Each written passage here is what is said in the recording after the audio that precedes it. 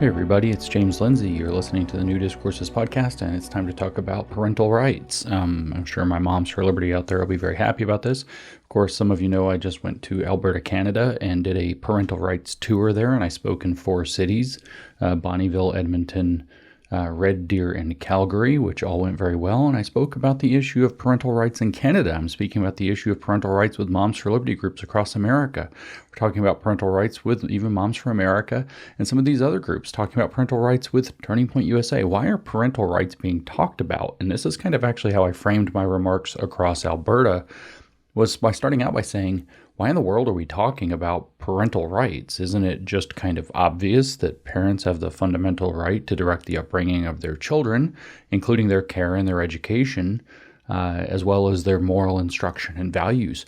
Isn't it just kind of obvious that parents have that fundamental right? And in fact, it is paired with a fundamental responsibility to raise your children, and that's where the rub lies. That's where the trick lies. Well, parents have a responsibility to raise their children correctly. You see, it's not just that they have a responsibility to take care of the children, they have to do it correctly. And there is a legal point here that, not just legal, but a moral point here that's correct. Abusive parents, neglectful parents, at some line, after some line is crossed with abuse or neglect, should have somebody step in and say, hang on a second. The way this is framed out in the so-called parental rights literature, especially with regard to law, which is what we're going to explore today, a new paper that is coming out from the Michigan Law Review, is that there are 3 entities that are juggling the responsibility for the child, which are going to be the parent, the child, and the state. And so all 3 have an investment in the child's alleged well-being in various ways, and therefore all 3 are required. And figuring out the correct balance for these leftists that wrote this paper, of course, works out to be that the child needs to be maximally empowered, but since the child is actually still a minor and in fact a dependent, the state needs to be there to basically fill in, and the parent gets squeezed out, whereas the correct, I would say, natural law understanding of parental rights is that the state is a absolutely desperate last stopgap measure, and it is up to the parents, in fact, how they're going to balance the rights between themselves and their children. The idea of raising children in general is one in which parents who are wholly legally responsible, at least at the beginning, and that diminishes up until the child's date of becoming legally an adult, which is 18 in the United States, up until their 18th birthday, the parent is on the hook legally. So there's a state-involved backing to the responsibilities of a parent. That if the child is doing something that's incorrect, that the parent is in many ways culpable. Maybe not always legally culpable, but certainly we assume morally culpable. And this is a very interesting situation to be in, because our intuition, which follows natural law, is that the parents should still have the absolute maximum amount of say, because parenting is the process, is what I started to say, of basically taking care of what starts with an infant and then raising by slowly loosening the boundaries around the developing child into an adult individual, slowly loosening the boundaries, providing guidance, providing, in particular, boundaries and structure in which the child can grow in age-appropriate ways, and then enabling the child also, and this is where the child's aspect comes into this, to be able to take risks and test boundaries and test their mettle and test their capabilities against the world, but in measured ways that are age appropriate, in ways that the parents are usually deemed to be the arbiters who get to say what's the right amount for that. And this, like I said, is a simple natural law understanding of the role of parenting, is that you have a developing child who is wholly dependent at the beginning, who becomes legally at least wholly independent at the end, over the course of, let's imagine, 18 years. Maybe it's 25, maybe it's, legally speaking, it's 18. We'll draw the line there. We don't need to just drag childhood out. Maybe in some countries it's 16 or whatever. Age of consent doesn't automatically imply age of maturity, but and the way that's broken down legally might change in different places by degrees. But the point is, you have a wholly dependent person who is to become a wholly independent person, and the parent's job is to provide the structure, the boundaries, and the guidance necessary, including the selective and measured removal of boundaries as the child develops. And the guidance for that is generally what's age appropriate, which has largely been a matter of kind of intuitive parenting lore or intuitive parenting knowledge handed down generation to generation. When people say, well, my parents this, my parents that, when I was a kid this, when I was a kid that. And so they have this kind of intuitive sense of what that looks like. This is the relationship of parents. But what I said in Alberta to open up was I laid out the idea of our Declaration of Independence, where it talks about our natural rights as people. And I just want to stress, in particular in this moment, I know that not everybody who listens is an American, but maybe it's American chauvinism, but I think it's not. And it's certainly not idealism. I think that the Americans, when they were framing the country, believed they had discovered timeless truths about human beings. And so the American experiment is a very different kind of experiment, because it's not a nation based on a people. It's a nation based on a set of beliefs about people, which is a completely different thing. It's not a place and a people, which, that's a scant reference to bad people. It is, in fact, a idea that we are endowed by natural law or by our Creator with inalienable rights, and that the job of a just government is to secure those rights for us. It's not to impose upon us. It's not even to govern us. It's certainly not to rule us. It is, in fact, that a government's role is to secure our rights that come to us by birthright because of natural law, endowed by our Creator with certain inalienable rights. Among these, life, liberty, and the pursuit of happiness, which is a proxy, if we understand the Lockean and Jeffersonian dialogue there. The pursuit of happiness for Thomas Jefferson was an extension or a rephrasing of the absolute right to property as given by John Locke, who he was channeling there. And there were reasons that Locke said that the point of property is to be able to enable your pursuit of happiness, for example. So here we have these three rights. And then in Alberta, what I did is, I know it was a very American thing to do in a very Canadian audience. But as Americans, like I said, we believe our ideals are universal, and they apply to all people in all times and all places, including Canada and elsewhere. And therefore, what I explained was that we have these amendments to our Constitution, the so-called Bill of Rights. So by 1789, it wasn't enough that we had a Constitution that's designed to create a government whose job is to secure the rights. We enumerated a whole bunch of things the government just explicitly cannot do. And we called it a Bill of Rights. When we said that, there will be no abridging of the press, no abridging of speech, no abridging of the right to gather and petition your government for redress of grievances, no restriction on, there'll be made no law regarding the establishment of religion or the free exercise thereof. I mean, that's just the first one. Then, of course, there's a right to bear arms, and the Second Amendment, right not to have soldiers quartered in our houses, right not to have illegal search and seizure of our property, right to due process of law, right not to have to incriminate ourselves, and on it goes. Cruel and unusual punishment, we could list more. And nowhere in there is there anything regarding parental rights. Nowhere in there is there somebody saying, well, the parents also have the fundamental right to direct the upbringing of their children, and except in cases of severe neglect or abuse, the state shall not infringe this, or something like this. Shall not be infringed would be really great wording there. The hard part being that there's a caveat that has to be put there that doesn't quite apply.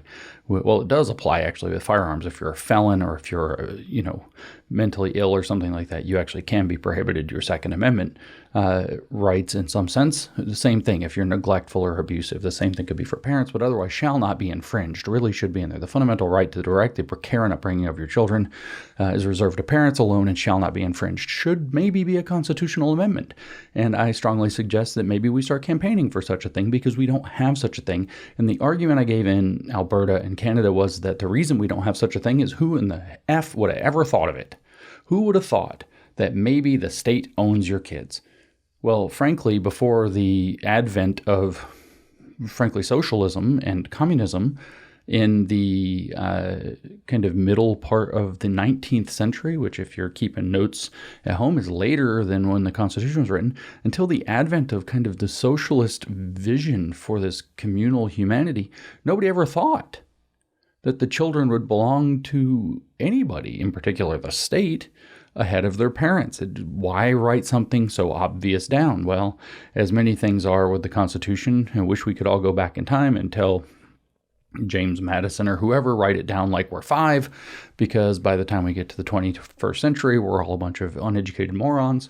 And by the way, maybe don't write it in cursive because nobody can read it. I'm just kidding. But the fact of the matter is we don't secure parental rights legally in the Constitution anywhere in any amendment in the first 10 or later. And it's not actually even inscribed in our Bill of Rights, in our Declaration of Independence, the fundamental rights that are endowed to us by our Creator, life, liberty, and pursuit of happiness through property.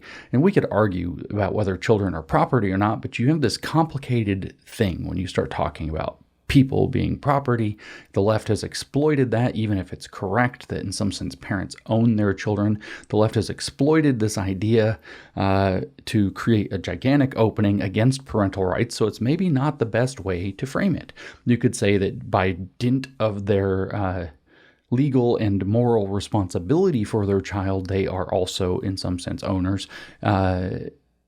But this all just gets kind of complicated and hairy. It's almost better if we just have something explicit because, like I said, the left has been very good at attacking it. And so what I did in Canada for the rest of my lecture, which I'm not going to repeat here, or lectures because they're a little bit different in each city, was I went through different ways that the left is attacking parental rights, talking primarily about the LGBTQ, so-called, as they call it, this queer theory, I should say, because it has nothing to do with LGB. This queer theory agenda, the queer activist agenda that's been coming into our schools, which reflects off of my most recent book, which is called The Queering of the American Child, which you all, I know, will have read. And now that it's on audiobook, you certainly will want it. But that's not what I'm going to do. I talked about some other things too, but that's not what I'm going to do. I want to talk to you. I actually did frame my remarks in Canada around this paper that I mentioned, this Michigan Law Review paper that is brand new. It is a preprint, at least a copy I have is a preprint that was given tentative publication date of June 2024, which means it's right now. This is brand new. This is the cutting edge leftist argument about parental rights. And so I essentially said, and what we're going to do in this podcast is go through that paper, but not all of it because it's 49 pages long, which would take 7 or 8 hours to read through, and it's mostly tedious. In fact, this is one of the most infuriating papers I've ever read. It's like every few paragraphs I had to stop and fume about how many lies they tell. So this is almost like the perfect encapsulation of Marxists always lie, because that every lie requires, it's easy to tell and requires pages of unpacking to explain why it's a lie, or it requires you to go digging through literature to find circular citation trails to where they fabricate entire lines of belief, or just shoddy studies or whatever else. It's all too much. I mean, just to tear apart a 49-page paper and do it properly would take probably 490 pages. It's about an order of magnitude, about a 10-to-1 ratio. So what I said, though, is that the thrust of this paper is, look, well, this isn't quite it, but we'll start here. There are limits. The fundamental right for parents to direct the upbringing and care of their children, yes, but there are limits. And those limits are circumscribed around the idea of the competing rights of parents versus child versus state. And they, of course, make the case why the state has a vested interest. They don't really make the case about why children have an interest. Again, I point out that that's complicated. The rights, in my opinion, that would be extended to a 4-year-old and the rights that we would extend to a 16-year-old are not quite the same thing. And there's a reason for that. It's called growing up. It's called cognitive development. And like I said, I still think that barring abuse or neglect, it is very much so the parents who have the first and last say over how that's to be done. And the state needs to stay out of it, how that loosening of boundaries is to occur, and thus the handing over of rights and responsibilities from the parent to the child. Now, in Canada, it's very popular to hear that there are no such thing as parental rights. I've heard that from so many Canadian people, at least online, or people claiming to be Canadian online, probably bots claiming to be Canadian, because I have a very hard time imagining human beings saying parents have no rights. They only have responsibilities. So I'm inclined to believe that these are bots, assembled by the UN and the Trudeau government. But, I don't want to sound too conspiratorial, but because I can't really imagine human beings saying that the parents have no rights. Probably cat ladies might say that, or young people who have no children. But to put it to anybody who has children, this is anathema. It makes absolutely no sense. But the point is that they say that in Canada, they say that parents have no rights whatsoever, which is insane, but that's also true in California. We're recording this on the wake of Governor Newsom signing the law saying that teachers in school districts are to lie to parents in order to protect so-called transitioning or gender confused or whatever words we're supposed to use whatever words we want to use for these people. The kids that think that they're trans or homosexual or something. Now, if they come out at school and ask that their parents not be told, the schools are mandated not to tell the parents. In other words, now teachers, public employees are made by law complicit in lying to parents about their own children. And there could be other medical conditions, like maybe the child says that they're really depressed, but they're scared their mom will get mad. Wouldn't you want to know if your child is suicidal? And they're telling the teacher, and the teacher knows your child's suicidal, and then now they're not allowed to tell you? The parent? This is a problem, and this is why we're talking about parental rights, because everybody that I can think of would reply, well, parents have a right to know that. And in fact, they have an obligation to know that. They need to know that. They need to intervene for the care and the protection of their children. It's not the state's job. It's certainly not the teacher's job. At a school filled with hundreds or thousands of children, a teacher might encounter, if they're young kids, 30 or so a day. If they're older, 150 to 200 a day. And that is broken up into segments, hour-long periods, 50-minute long periods, 45-minute long periods, hour-and-a-half long periods, whatever it is. Not very much time. At the same time as there being, 36 other people there, and this somehow that person is now somehow supposed to be more responsible than the parent. This is insanity, right? And so this is a big problem. Parental rights are under attack, and that was the point that I made in Canada, that we're talking about parental rights because parental rights are under attack, and they're under attack because we never knew we had to defend them, because it's just so obvious that it was never written down anywhere in the history of ever that we should protect them, except for a small number in the U.S., at least, of like one kind of, with a couple of others kind of orbiting around it, Supreme Court case that ensures our parental rights, which really should be augmented. And what they said these limits are have not just to do with the developing child, but also the interests of the state and making sure that the child is well developed to be a functioning citizen. So now it's not cases of neglect and abuse that show direct and imminent material or physical harm to the child or their mental or physical well-being in a way that would have to be serious enough to override parental rights, which should be an extraordinarily high bar. It's no longer that. It's that the state has a vested interest in making sure your kids got raised the right way, according to them, and that they therefore have a compelling interest. This is the justification for the law in California. This is the justification for all of these other laws that are supposed to be about allegedly protecting what they call LGBTQ kids.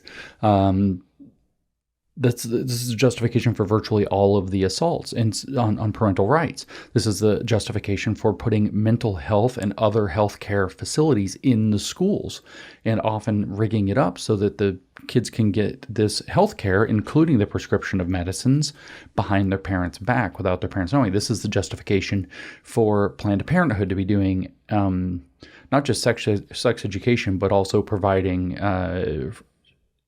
I'm looking for the word, not fertility, infertility, technically, guidance, birth control, and pregnancy prevention guidance to to kids, again, behind parents' backs, so sometimes including abortions.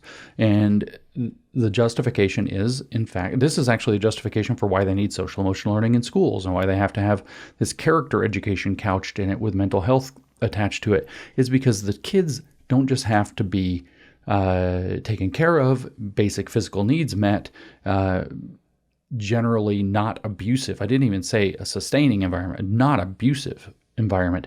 It's that the child has to be raised right, and that the claim is that if you go against any of these things, you're actually, as parents, abusing your children. If you are not adequately raising them, affirming them, as it were, in the trans thing or the gender thing or the sexuality thing or the whatever mental health thing or whatever else, if you're not affirming enough, well, that's abuse now. And if you're not going along with their character education with social emotional learning, that could easily be classified as abuse. It is not yet, but that could be coming, that if you aren't raising your children to have all the social and emotional learning competencies, including whatever it happens to be, whether it's race dynamics, whether it's sexual stuff, whether it's, recycling for environmental purposes, if you don't have all of that, then, well, you're not actually doing your duty to raise effective citizens, so you're abusing your kids. And I find all this to be extremely alarming. And in fact, you see that this is exactly the argument that's given in this paper. And I talked about sort of this in Canada, but this isn't about my Canada trip, so I don't need to talk about that. This paper is titled New Law and the Politics of Parental Rights from Michigan Law. Actually, I said that wrong. New Law and Politics of Parental Rights. So it is the new law and politics relevant to parental rights. It is a forthcoming paper, technically in preprint as of June, which is 24, which is very recently. It's by 3 women, it appears. We can only assume because they are leftists, named Mary Ziegler, Maxine Eichner, and Naomi Kahn.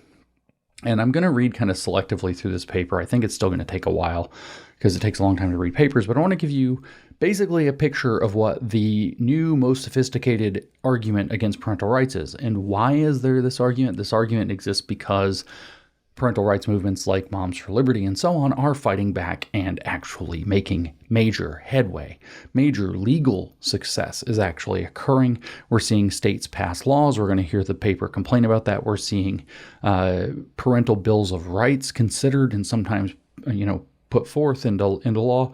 We're seeing all kinds of, lawsuits and other kinds of defenses being put in to put the parents first in their children's lives again. And of course, the left, which fundamentally believes that it owns your children, as the state has to brainwash and develop them into the ideal citizen for the new communist state, is losing its mind about this. And that's the point and context of this paper. So I'm going to skip, the abstract and all that stuff so we can save a little time. Let's start with the introduction. It says, the topic of parental rights suddenly seems to be everywhere in U.S. law and politics. Well, yeah, guys, you tried to take them away. You didn't even try to just take away parental rights like they're doing in California explicitly now. You actually just tried to subvert them and circumvent them. You just started manipulating kids psychologically and medically in schools, for example, and then didn't tell anybody. And people found out, and people got pissed off because don't mess with people's kids. How fucking complicated is that? So this is one of the reasons I'm going to swear a lot probably. I've been trying not to, and I can't help myself. This is one of the reasons this paper is so infuriating. It's like these people are fucking clueless. It's like they're floating around in La La Land. The topic of parental rights suddenly seems to be everywhere in U.S. law and politics. Yeah, well, for 50 years you've been stealing them. And people figured it out. They're mad. They can't see the destruction that they cause.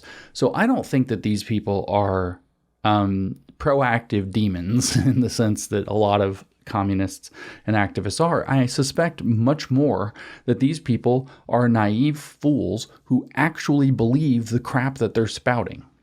And it's not the same thing. I think these people fundamentally think that they are the only people on the right side of history, and that they have been changing the world for the better. And we're going to hear this again and again through this paper in terms of what they call progress. They've been making all this progress, and that this progress is intrinsically good. Just listen to it. It's called progress.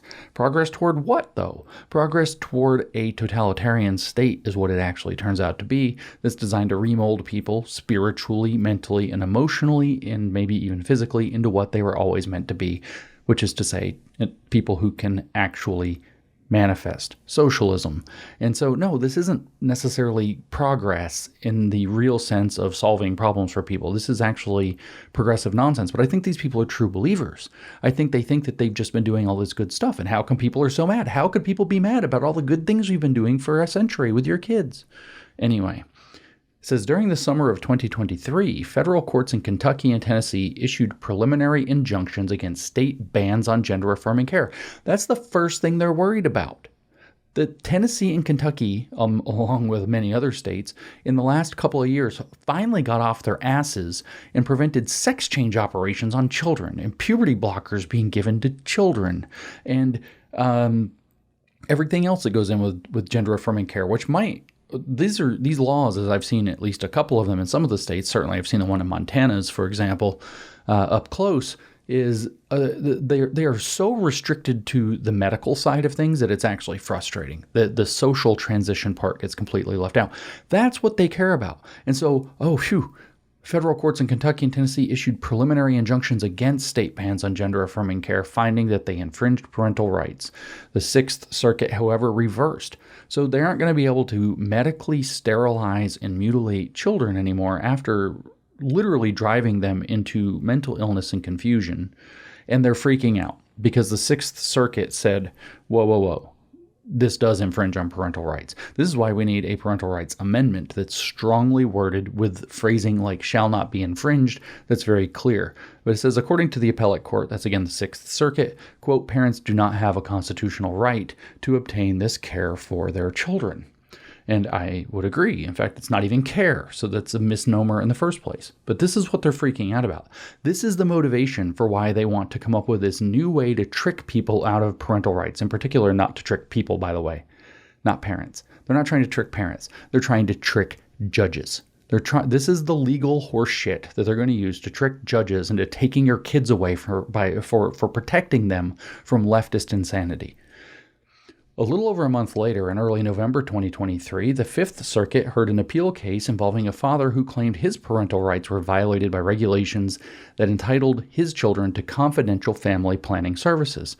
Family planning is a nice euphemism for saying abortion, right? And so this guy's claiming that his parental rights were violated because his kids were able to consult something like Planned Parenthood, maybe Planned Parenthood specifically, and he didn't have to be told. And he said that's a violation of my rights as a parent to these children.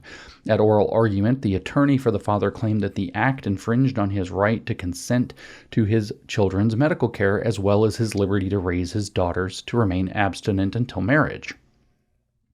So there you have the idea that the installation, even if it doesn't take, right, the parents have a fundamental right to instill values, which in this case would be abstinence till marriage, instill values into their own children. It may or may not take, but that's the relationship between the parent and the child, and the state doesn't need to be intervening.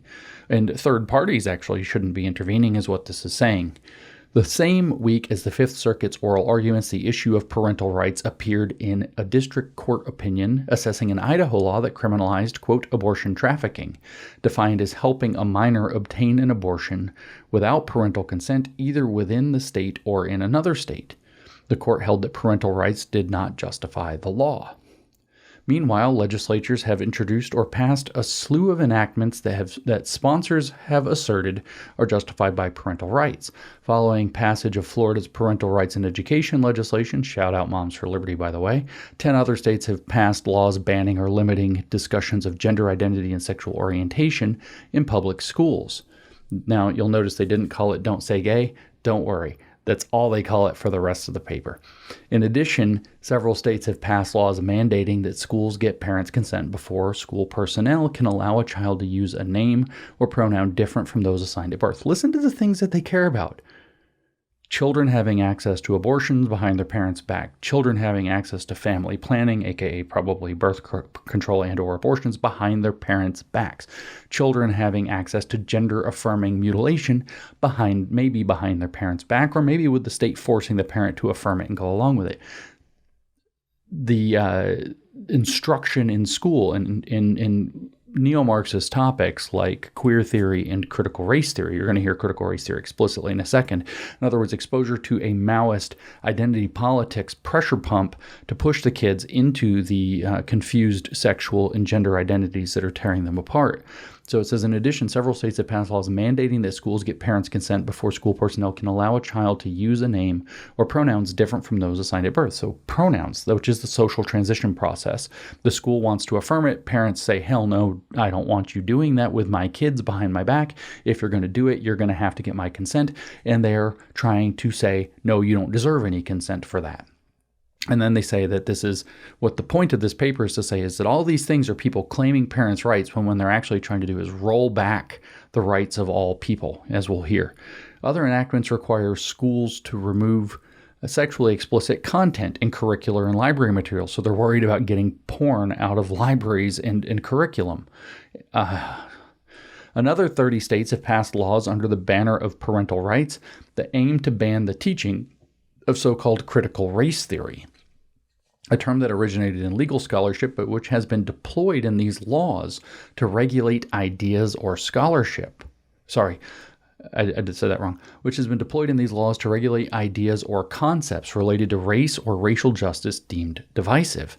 No, it's pretty specifically about, it's not deemed divisive, it's actually divisive, and it is explicitly targeting race Marxist ideas. So, I don't know that those bans work, but the gaslighting in this paper about what these things are is so frustrating. Parental rights proposals are also arising in legislative proposals to limit social media access to children. Listen to the things that the left thinks are legally super important.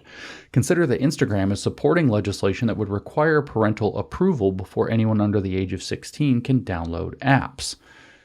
In addition, claims to defend parental rights are at the forefront of recent political campaigns. In the November 2023 elections, Republican candidates across the state styled themselves as defenders of parental rights. So did candidates for school boards. Once again, massive shout out to Moms for Liberty, which has actually won hundreds of seats in both of these kinds of domains in the last couple of years, either by being moms that ran themselves or by supporting candidates who were running and endorsing them. So here's what the paper concludes. The new vogue for parental rights politics poses two critical questions. They're so either pretending to be clueless or blinded by their faith that they're clueless. Why have so many lawmakers turned to the frame of parental rights in recent years? That's one of their two critical questions. Notice the word critical means critical, like critical theory, by the way. And should these claims be treated with the considerable respect long accorded parental rights in the United States constitutional tradition? So they're going to position themselves as the true defender of the constitutional tradition, and what they're going to do is claim that the parental rights movement, located explicitly, by the way, in Moms for Liberty and others, that those movements are actually doing something different. They're doing reactionary or even fascistic politics designed to roll back progress, in doing so in the name of parental rights, even though it's not really about parental rights. They've got a stupid name for this called retrenchment by diversion. So this article, they tell us, develops a new framework for analyzing parental rights claims. So this is the bullshit they're going to feed judges and juries in order to win lawsuits that they currently are struggling to win. It argues that some politicians and activists invoking parental rights to justify new laws are relying on a critical but heretofore understudied social movement strategy that we call retrenchment by diversion.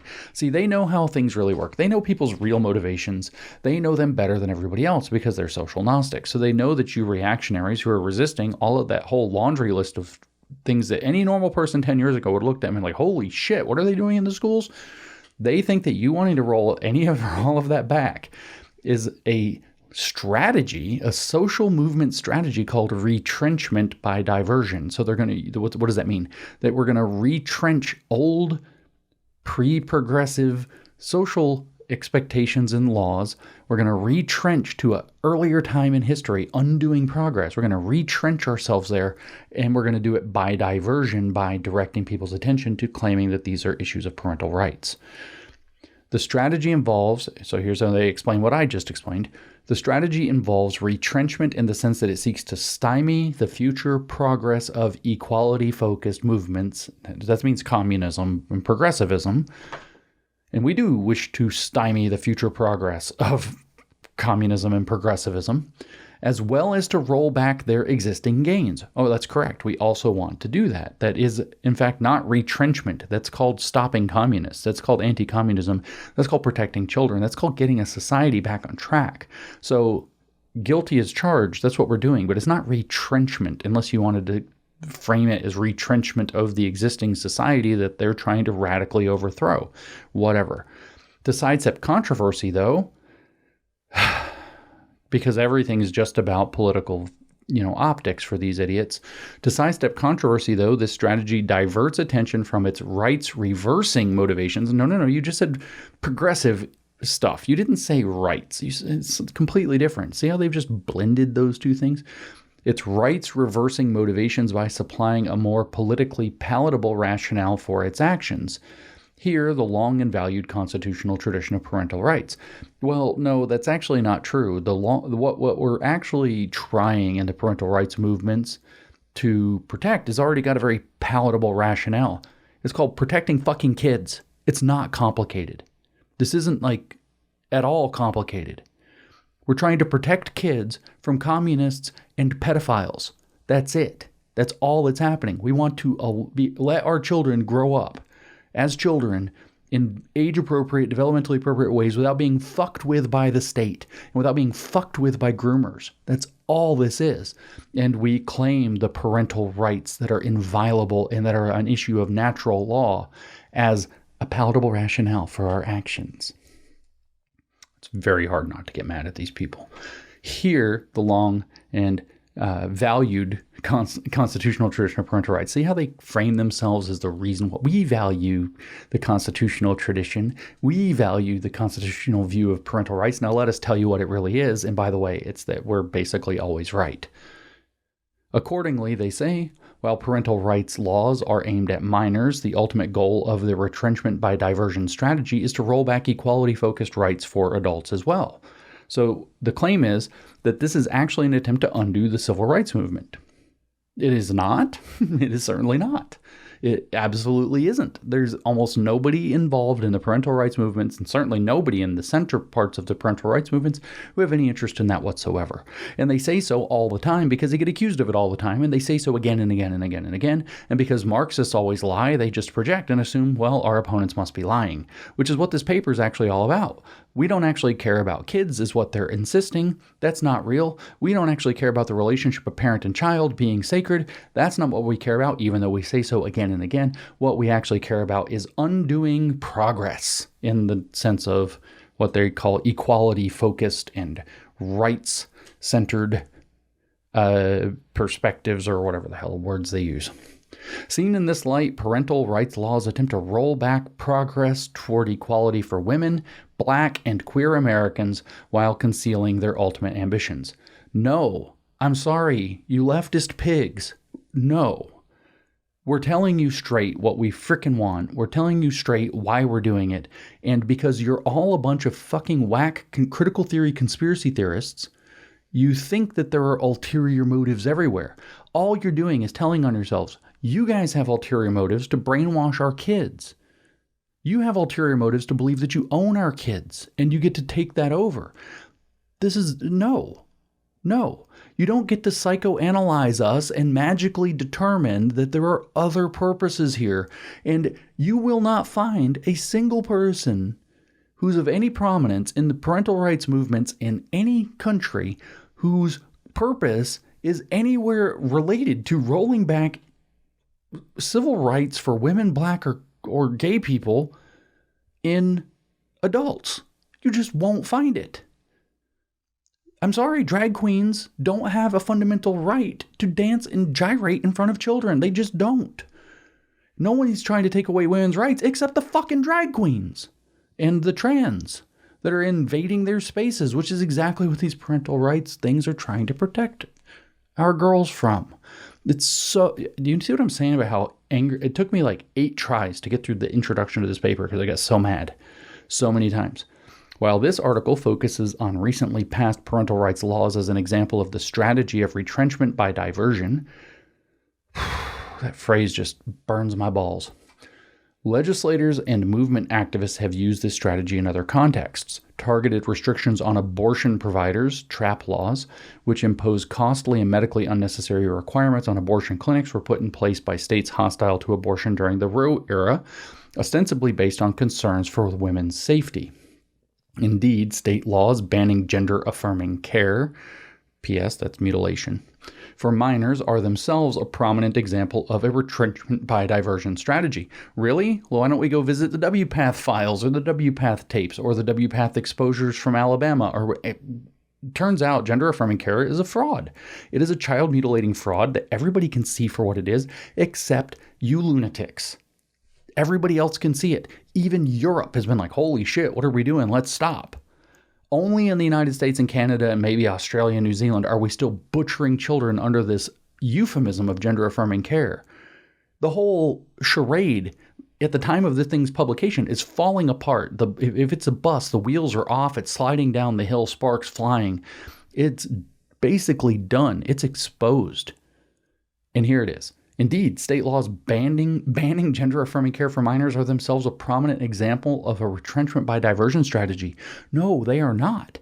They are a desperate attempt to protect children from something that they never should have been protected from in the first place, because the medical profession got corrupted and couldn't police itself. And the activist corruption that led us to this place is so unbelievable that when you start to see the whole story, you're like, how the hell was any of this ever allowed to happen?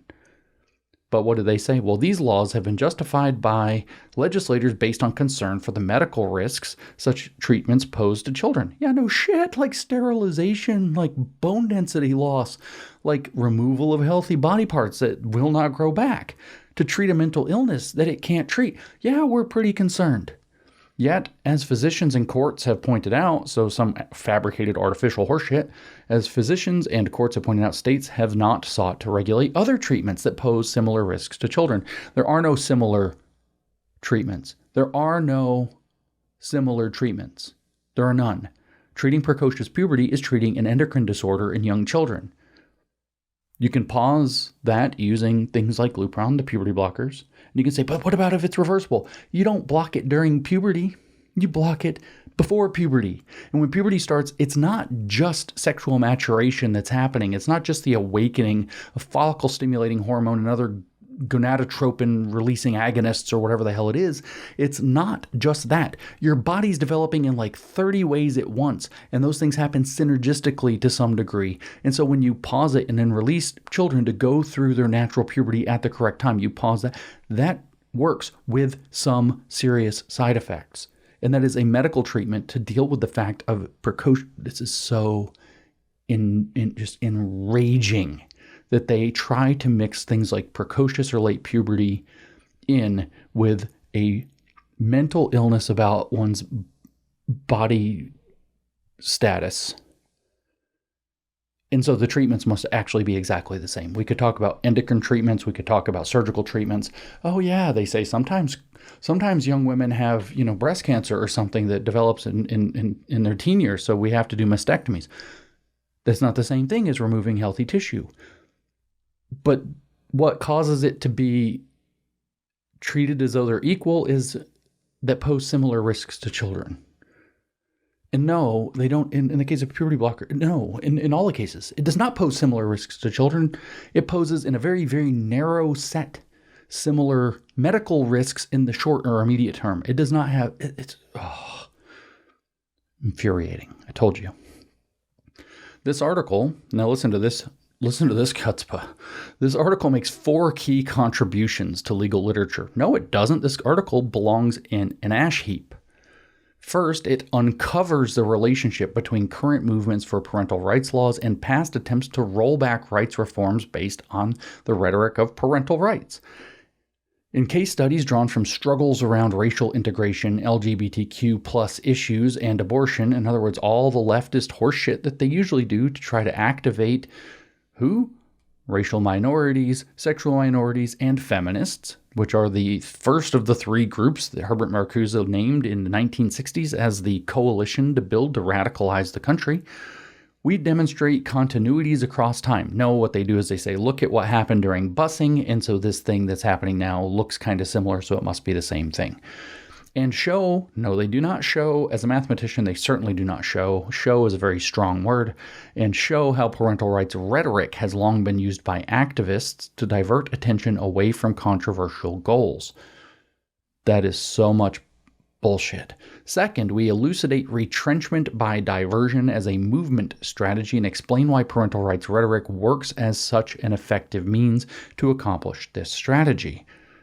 In doing so, we identify the way parental rights rhetoric effectively obscures the politically contentious goals that motivate these laws, the harm such laws pose to children and members of disadvantaged groups, puke, and the damage they do to democracy and good government. So notice I told you at the beginning, during the Soviets, during Soviet Union, in the Eastern Bloc, but in Mao's China, in every communist country, you could be diagnosed as a psychiatric patient, as mentally unwell for not going along with the program. In other words, that the damage that your views do to democracy and good government, you must have, some kind of a mental illness. And so here that they're saying that, this is what I was saying, is that they will say that the parents have an obligation to raise their children so that it supports whatever the fuck they call democracy, which we all know means their oligarchy, their tyranny, their power, their unaccountable power, as a matter of fact, their rule by Democrats, and good government. Of course, they get to define what good government means, and it means socialism, guys. Third, we offer guidance on how to distinguish legitimate claims of parental rights from uses of parental rights rhetoric merely to accomplish the strategy of retrenchment by diversion. So our legal Gnostics here are going to tell us under which circumstances a parental rights claim is legitimate and under which circumstances a parental rights claim is illegitimate. Aren't you going to be surprised that when it supports leftist aims, it's legitimate, and when it doesn't support leftist aims, it's illegitimate? They know, you don't, because they're Gnostics. I keep pointing that out. Fourth and finally, we consider what can be done to counter the new and damaging politics of parental rights. So there you go, Moms for Liberty. This is how they talk about you. There you go, all of my friends that I met in Canada, this is how they talk about you. The new and damaging politics of parental rights. Notice that they didn't have the balls to put that in the title, right? It's the new law and politics of parental rights. No, the new and damaging politics of parental rights. That's what they actually think, that what we're doing is new. No, it's not. It's as old as animals and dangerous. No, it's not. What they're doing is dangerous, but the iron law of woke projection never misses. Part 1 begins with a history of parental rights laws and rhetoric to shed light on today's conflicts and 3 critical case studies. Isn't that how they always do it? That's basically what Kimberly Crenshaw's Mapping the Margins is. This is a long-ass paper, like 60-something pages long, that could have been like 10 pages long, except that it has this nice introduction that tells you what's going on, this nice conclusion that tells you what's going on, and then a bunch of fucking sob stories in the middle that they call case studies that apparently make you have emotional attachment and believe it.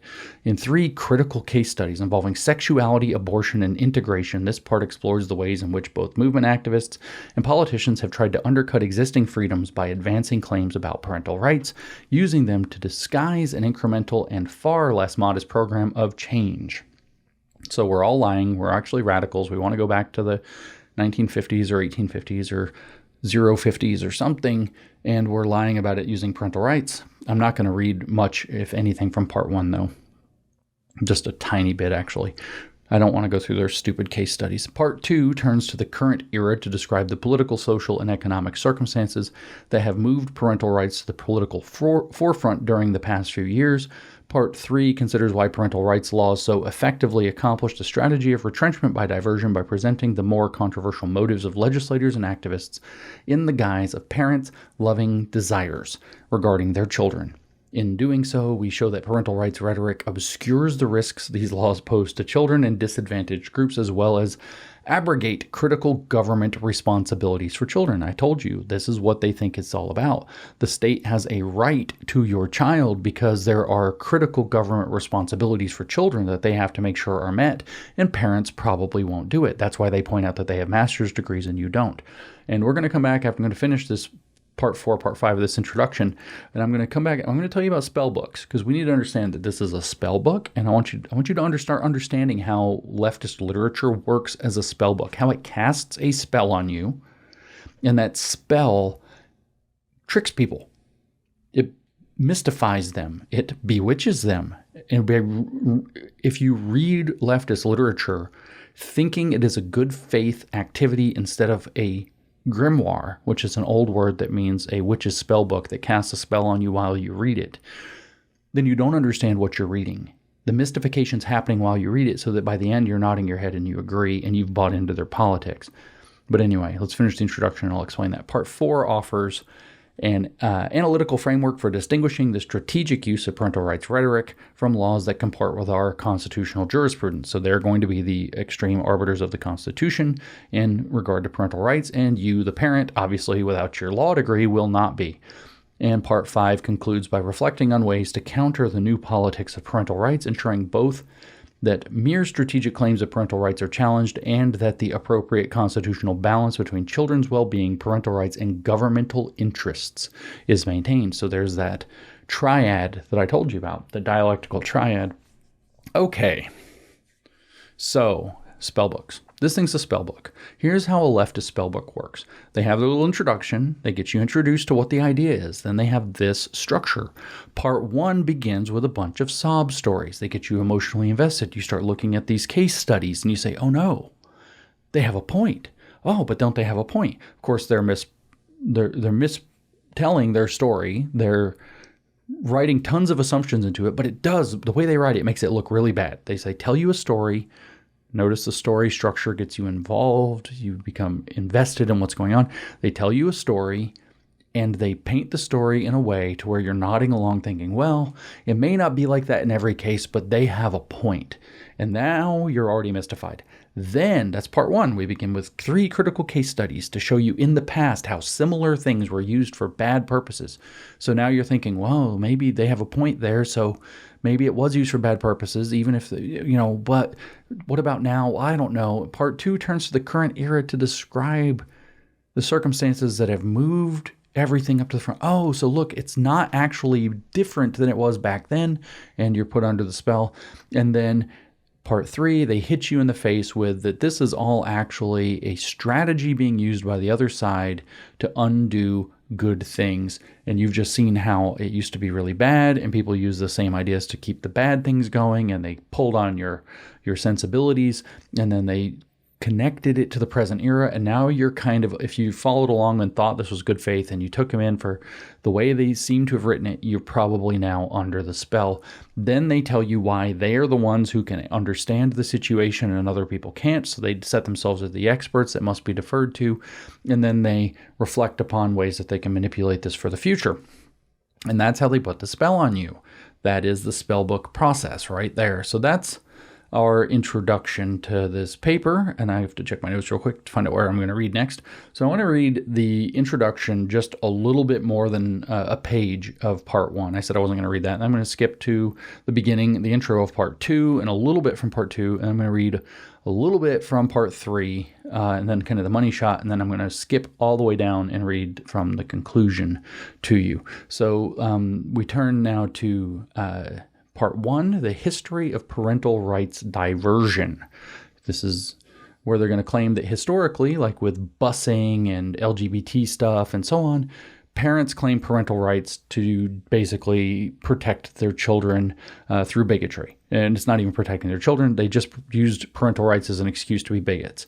And so that's the spell they want put on you. They want you to believe that you are siding with something that's designed by its very essence to protect bigotry, which is an evil. So now they've tied a moral and ethical value and sensibility in with their analysis. So the claim here, the title tells you the history of parental rights diversion. So they're going to pull out these case studies where bigotry was happening in the name of parental rights. And that's the framing that they're going to set, especially emotionally, for everything that follows. Like I said, the next section is going to be all about how things aren't really different now. And then it's going to be smack. Here's how you understand this. And that's when they snap the spell trap shut on you. That's 20 something pages. You are now invested. That's like, I think it's page 24 or something on this document. It's 49 pages long. You are now halfway into this shit pile, totally invested in trying to figure out what in the hell it says by the time you get to them telling you that they understand better than everything after they've set you up emotionally to accept it. That's how the spell book works. And if you can't read this stuff without knowing how you're being manipulated through the first parts, you're not ready. And you get sucked in by it. And you say, well, they have a point. And you'll hear other people argue, oh, I read that paper Lindsay criticized. They had a point and he didn't really give it to him. That's because it's manipulative writing. Is it true or is it false? It's not true or false. It's misleading. There's another category, misleading, truth and falsity married to one another. And lots of blurred out context, lots of dialectical inversion, all the things we've been talking about for years now. Today's controversies, they tell us, today's controversies over parental rights are part of a long set of battles that have taken place in legislatures and in the court of public opinion. The claims at the center of these political skirmishes look considerably different from those that the legal system has generally considered in reviewing disputes over parental rights. Courts, as well as the family law scholars and political theorists who have long discussed these issues, have sought to resolve the sometimes competing interests of the triad of parties that have a stake in decision-making regarding children. Stakeholders, by the way. Parents, children, and the state. So now, by the way, you have your children and you have a stake in their raising. And what I said in Alberta was that, make no mistake, there's nobody on earth who's more invested in your children, who knows and loves your children more and cares more about the future that they have than you do as their parent. Not even the child in most cases. They don't have the capacity, at least not until they're, getting to the end of their teen years, to really fully understand their own circumstances and their future. And even then, they're still extremely limited. So nobody's more invested in the potential future and the well-being of your children more than parents. But now there are three parties that have a stake. There are three stakeholders: parents, children, and the state. And those are just generally now considered to be equal. The old issue, the old framing was the state intervenes as a matter of last resort in the cases of abuse or neglect and otherwise stays out of parenting to the maximal degree. And parents and children negotiate that relationship, with the parents starting off with basically all of the rights over the children. And by the time the child reaches 18 years old, or an adult stature, whatever legal adulthood is, the balance has shifted, and the negotiation of extending rights has been mostly granted to the parents, with only a handful of intervening points by the state. For example, that there being a minimum age for a driver's license, for example. Right? Okay, so now what they've done is leveled out. There are three stakeholders in raising a child, three parties that have a stake in the decision-making regarding children: parents, children, and the state. Like I said, the old model was that the state had virtually no say, minimal, last resort. Children had a increasing say in their own lives as their age increased, and parents had at their discretion until legal adulthood the ability to extend how much of that there was. I mean, we all know that there were kids who had no curfew from their parents, and other kids who had like a 8:30 curfew from their parents, right? We all know that they're at the same age. We all know that this was up to parents' discretion. And that's its own whole art of parenting discussion, but the state mostly stayed out of it, right? To very, very high degrees. And so their goal now is to reach a reasonable balance among these interests. No, the state has no real interest here. The states claim that it needs, democratic-oriented citizens. That's not real, guys. You don't get to have that. There's no natural law saying that the state has a compelling interest to manipulate how parents raise their kids. Nowhere. No natural law could possibly conclude that. Only a Hegelian view of the state as being the divine idea as it exists on earth and the embodiment of divinity itself and the proper order of the world could you possibly land on the idea that the state has an interest in the child beyond, again, protecting it from abuse or neglect and in some other very minor light touch concerns. In other words, that's what does parental rights shall not be infringed mean, by the way, if there was a constitutional amendment? It means that the government stays the fuck out of the relationship between parents and children. That's simple. Now they're saying that these stakeholders, parents, children, and state, need to reach a reasonable balance among these interests. For example, they say early laws on parental rights and abortion, unlike current laws that make use of this rhetoric, truly did grant discretion to individual parents, and early court decisions evinced a serious attempt to balance the competing interests in the triad in an effort to situate a divisive political issue in the context of case law on minors' medical decisions. Meanwhile, unearthing the history of struggles over segregation, abortion, and LGBTQ plus rights outside of courts allowed us to see common features of a distinctive form of parental rights politics that foreshadow comparable political claims today. These historical struggles all reflected the distinctive demands of particular social movements at specific historical moments. There is no single parental rights movement that cuts across time and space. Well, if there's a fundamental right that should have been mentioned in the Declaration of Independence or secured in the Bill of Rights, there actually is. It's a natural law argument, so there very well might be a single parental rights, at least concept, a natural rights parental law or parental rights movement that would cut across time and space, because if the claims at the beginning of our Declaration of Independence are correct, and I have every reason to believe that they are, that there are certain, that we've been endowed by our Creator with certain inalienable rights, and the Creator is named as the laws of nature and nature's God, quite specifically. It's a natural law document. Well, here we are, that yes, there actually is a movement, the one that says parents have the absolute fundamental right to direct the upbringing and care of their children, and it's only going to be, and then that shall not be infringed. And the, exceptions to that are in the cases of serious neglect or abuse. This is not complicated. Nevertheless, they tell us by closely considering these specific historical examples, that's where they put the spell on you, by the way, we can identify. You might be thinking, if you're reading this as a first timer, what is this bullshit? What is it? This is all just a bunch of shit. This doesn't make any sense. Well, here's where they put the spell on you, because what they do is they show you things that seem similar that were actually, and they're telling, or they're framing at least, used to uphold bigotry. Things that you disagree with. And so you say, oh, well, maybe I need to reconsider. That's the spell.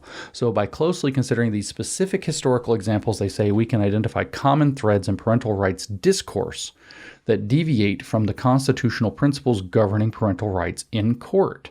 Rather than the government respecting parental pluralism and carving out a space for a variety of parental decisions, the state carves out space for parental decisions? No. Their whole orientation is wrong. The state's already the sovereign here. The politics of parental rights establish state or federal policies binding on all parents. So what they're going to do is try to reverse it. They're going to say by not allowing CRT or queer theory or gender-affirming care that you're infringing on the rights of parents who want those things for their kids, which is horseshit, because with the exception of gender-affirming care, which might cause them to have to leave the state since it's medical butchery, with the teaching of queer theory or CRT or whatever else, they can do that at home. They can do it at home just as much as they want. Nobody's stopping them. With the access to the graphic novels, the very graphic novels, nobody's stopping them from going and obtaining those materials and giving them to their kids. They're worried about whether or not they can be in the schools. And when you think about that, that's super messed up, right? Because what is that? What's their argument? Why does that need to be in the schools? Well, because some parents won't buy it. Well, so what, right? So okay, so the little progressive parents who are doing child abuse on their kids can give that to their kids if they want. But what's the problem? Oh, but not everybody can afford it. No, so the poor kids it needs to be in the library and in the curriculum so the fucking poor kids can get queered? Are you shitting me? So awful. No, we have to put it in the schools so that the poor kids will have access to it, because otherwise poor kids might not learn this bourgeois fucking ideology and try to cut their dicks off. These people are fucking monsters. Monsters. But anyway, they call it interest in the triad and blah, blah, blah, right? Okay, so these historical struggles, they say, all reflected the distinctive demands of particular social movements at specific historical moments. We already read that part. Sorry. I'm so pissed off I blanked out on where I was. Rather than the government respecting parental pluralism, that's where we were, and carving out a space for a variety of parental decisions, the politics of parental rights establish state or federal policies binding on all parents. So they're going to try to reverse the whole thing. If the state can't broadcast these things, then some parents aren't going to be able to get it. So they're being withheld their right to groom their kid with queer theory because the state's not providing the book at the school. This discourse often gains momentum when movements and politicians feel it disadvantageous to state their position on an underlying issue, such as abortion or integration, and invoke parental rights to pursue unpopular or inequitable ends. Finally, while appealing to the liberty of parents, politicians introduce laws that block or even roll back progressive reforms. So that's what this is really about, by the way. Rolling back progressive reforms. In other words, rolling back the power they've stolen is the thing that they're the most afraid of. Remember, they believe they're in a religion that is moving history to its intended endpoint. In fact, it's not just moving history, it's moving history, society, and man itself to what it's all supposed to be, right? So that's called progressive. That's what they're progressing toward. It's the desired or correct or actually original. So it's the logic of the circle. You return back to the beginning from which you began. All human beings are fundamentally socialist, queer, anti-racist, and so on. And what we're going to do is we're going to return people back to that by means of forcing them to go through this Marxist program. That's called progress. Moving around the circle back to its beginning, which you might notice is taking you back to the starting place, is called progress. Remember, though, they don't think the world moves in a circle. They think it moves in a spiral where it upgrades spiritual level each time it goes around. So rolling that backwards, undoing what they've called progress, in other words, taking away communist advancement, is the thing they're most afraid of. You are literally undoing their religious work. They have been religiously working to do this because they believe it's going to usher in an ideal world. In other words, heaven. This is how you get to heaven in the progressive religion, is you do the work, as they say, to build it, by driving us around this circle back to who we really are, queer, anti-racist, socialist, and so on. That's the Gnostic aspect of the thing being played out in a hermetic frame. We've talked about that in other podcasts. If you're lost, you got a lot of catching up to do. I'm sorry, I can't unpack everything in every podcast. That's what they're terrified of. You are undoing their religious work when you roll back progress. So they're horrified. It's like the thing they're absolutely the most afraid of in the whole world.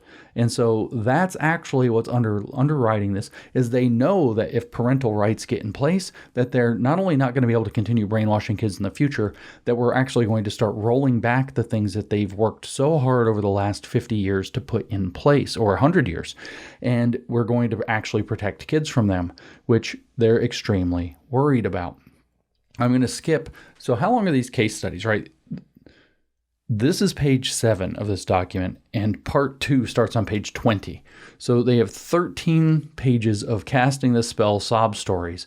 The first one is about busing in the post-Brown era. After the Supreme Court decided Brown versus Board of Education in 1954, it's like if you're paying attention to CRT stuff and you see Brown versus Board of Education, you have to drink.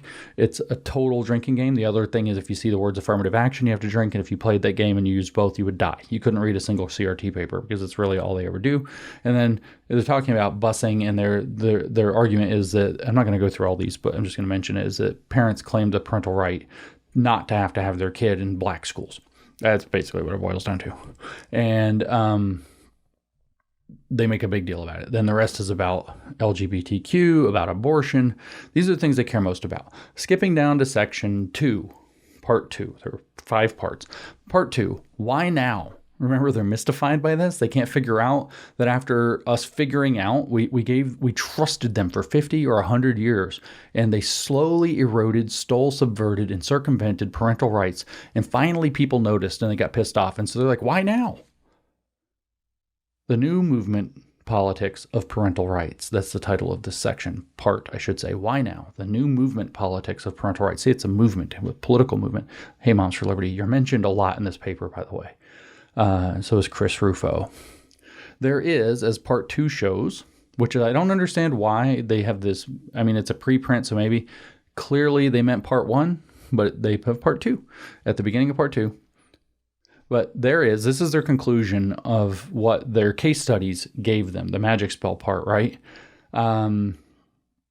There is, as part 1, let me correct their typo, shows, nothing new about the legal concept of parental rights or even about its strategic use through parental rights politics. What may be more puzzling is why parental rights claims have become so much more salient in contemporary politics. This part explores the economic, social, and political trends that have given rise to the renewed politics of parental rights. Listen to these idiots. They think that the reason is that there are economic, social, and political trends. No, it's that you've been eroding, stealing, circumventing, and subverting parental rights for decades, and we figured you out. You want to know why now? It's real simple. We figured out what you're doing, and what you're doing is not okay with anybody except for your handful of cultists. So here's what they have to say about A, the organized push for parental rights laws. Hi, Moms for Liberty. The politics of parental rights has emerged as a powerful tool for those seeking to reframe commitments that are increasingly hard to defend openly. No, defending your kids from queer theory is not hard to defend openly. The two issues that long drove voter turnout to the right-wing base, opposition to same-sex marriage and abortion, have recently become more complicated. Attitudes on same-sex marriage have shifted radically toward acceptance even among Republicans. So they're trying to make a complicated argument for what this is about. And then they're undercutting their whole point. So they're going to make the argument, of course, that what people want is a huge rollback because they're deranged conspiracy theorists. And then it says, and the outraged response to Dobbs versus Jackson Women's Health Organization has galvanized support for reproductive rights, so much so that politicians are reluctant to trumpet support for extreme abortion bans. Are you kidding me? I wish they would stop. It'd be politically useful to win some elections. They can't shut up because they're super pro-life people. What the... I'm not saying anything about abortion. I know somebody's going to have a heart attack over the way I just framed that. But I'm making fun of the authors of this paper who claim that Republicans don't want to say pro-abortion or pro-life stuff. The fuck are you talking about? They literally can't shut up about it even when it's really stupid. Further, the emergence of Gen Z as a voting cohort and growing acceptance of LGBTQ plus rights. Let me just remind everybody, LGBTQ plus is a synthetic acronym that represents nobody. It is a gigantic human shield for queer activists to hide behind. The Q and the plus here means pedophiles, are the only things that actually matter. Everything else is a human shield for those radicals and creepers to do what they're going to do.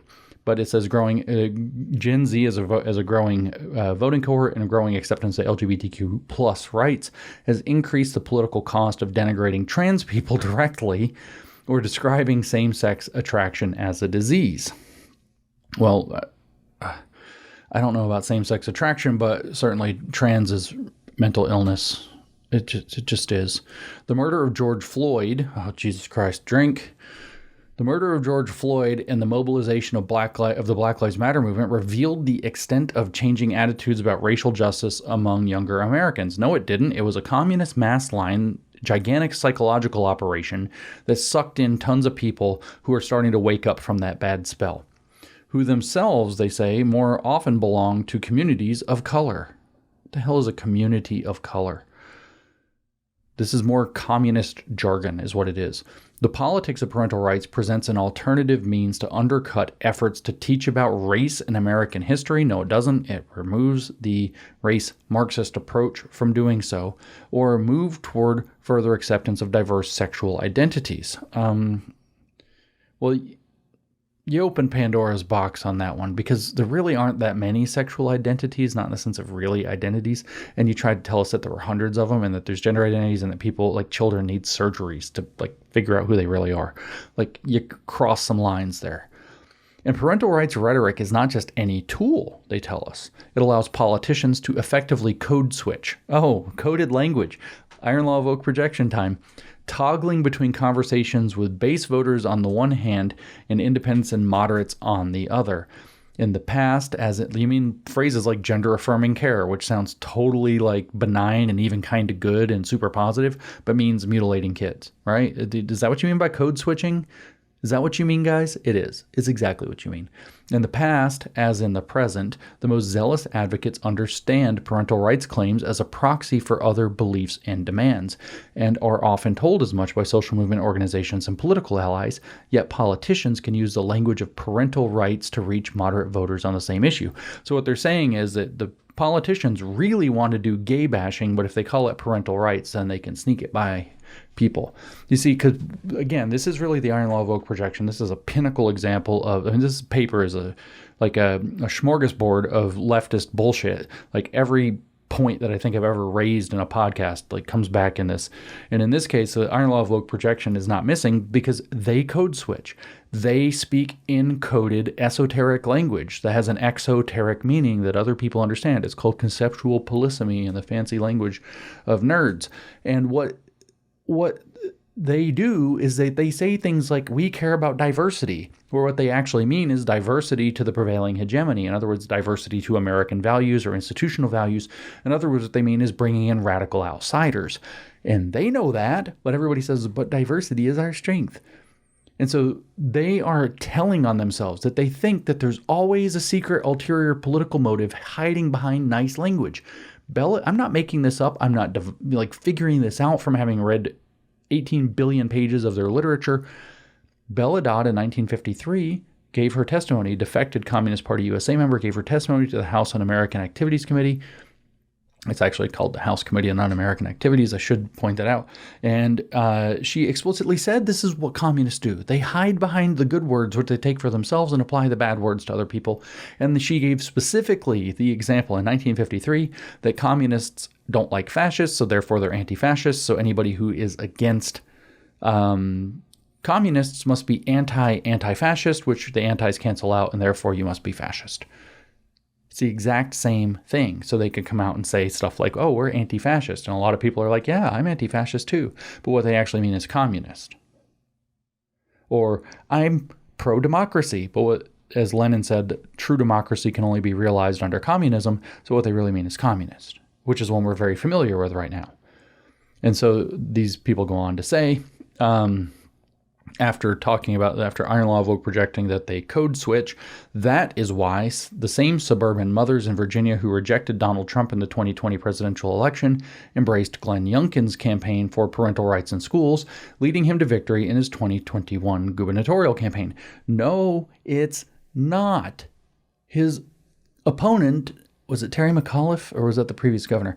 His opponent went on TV and said parents don't have rights. They're totally clueless.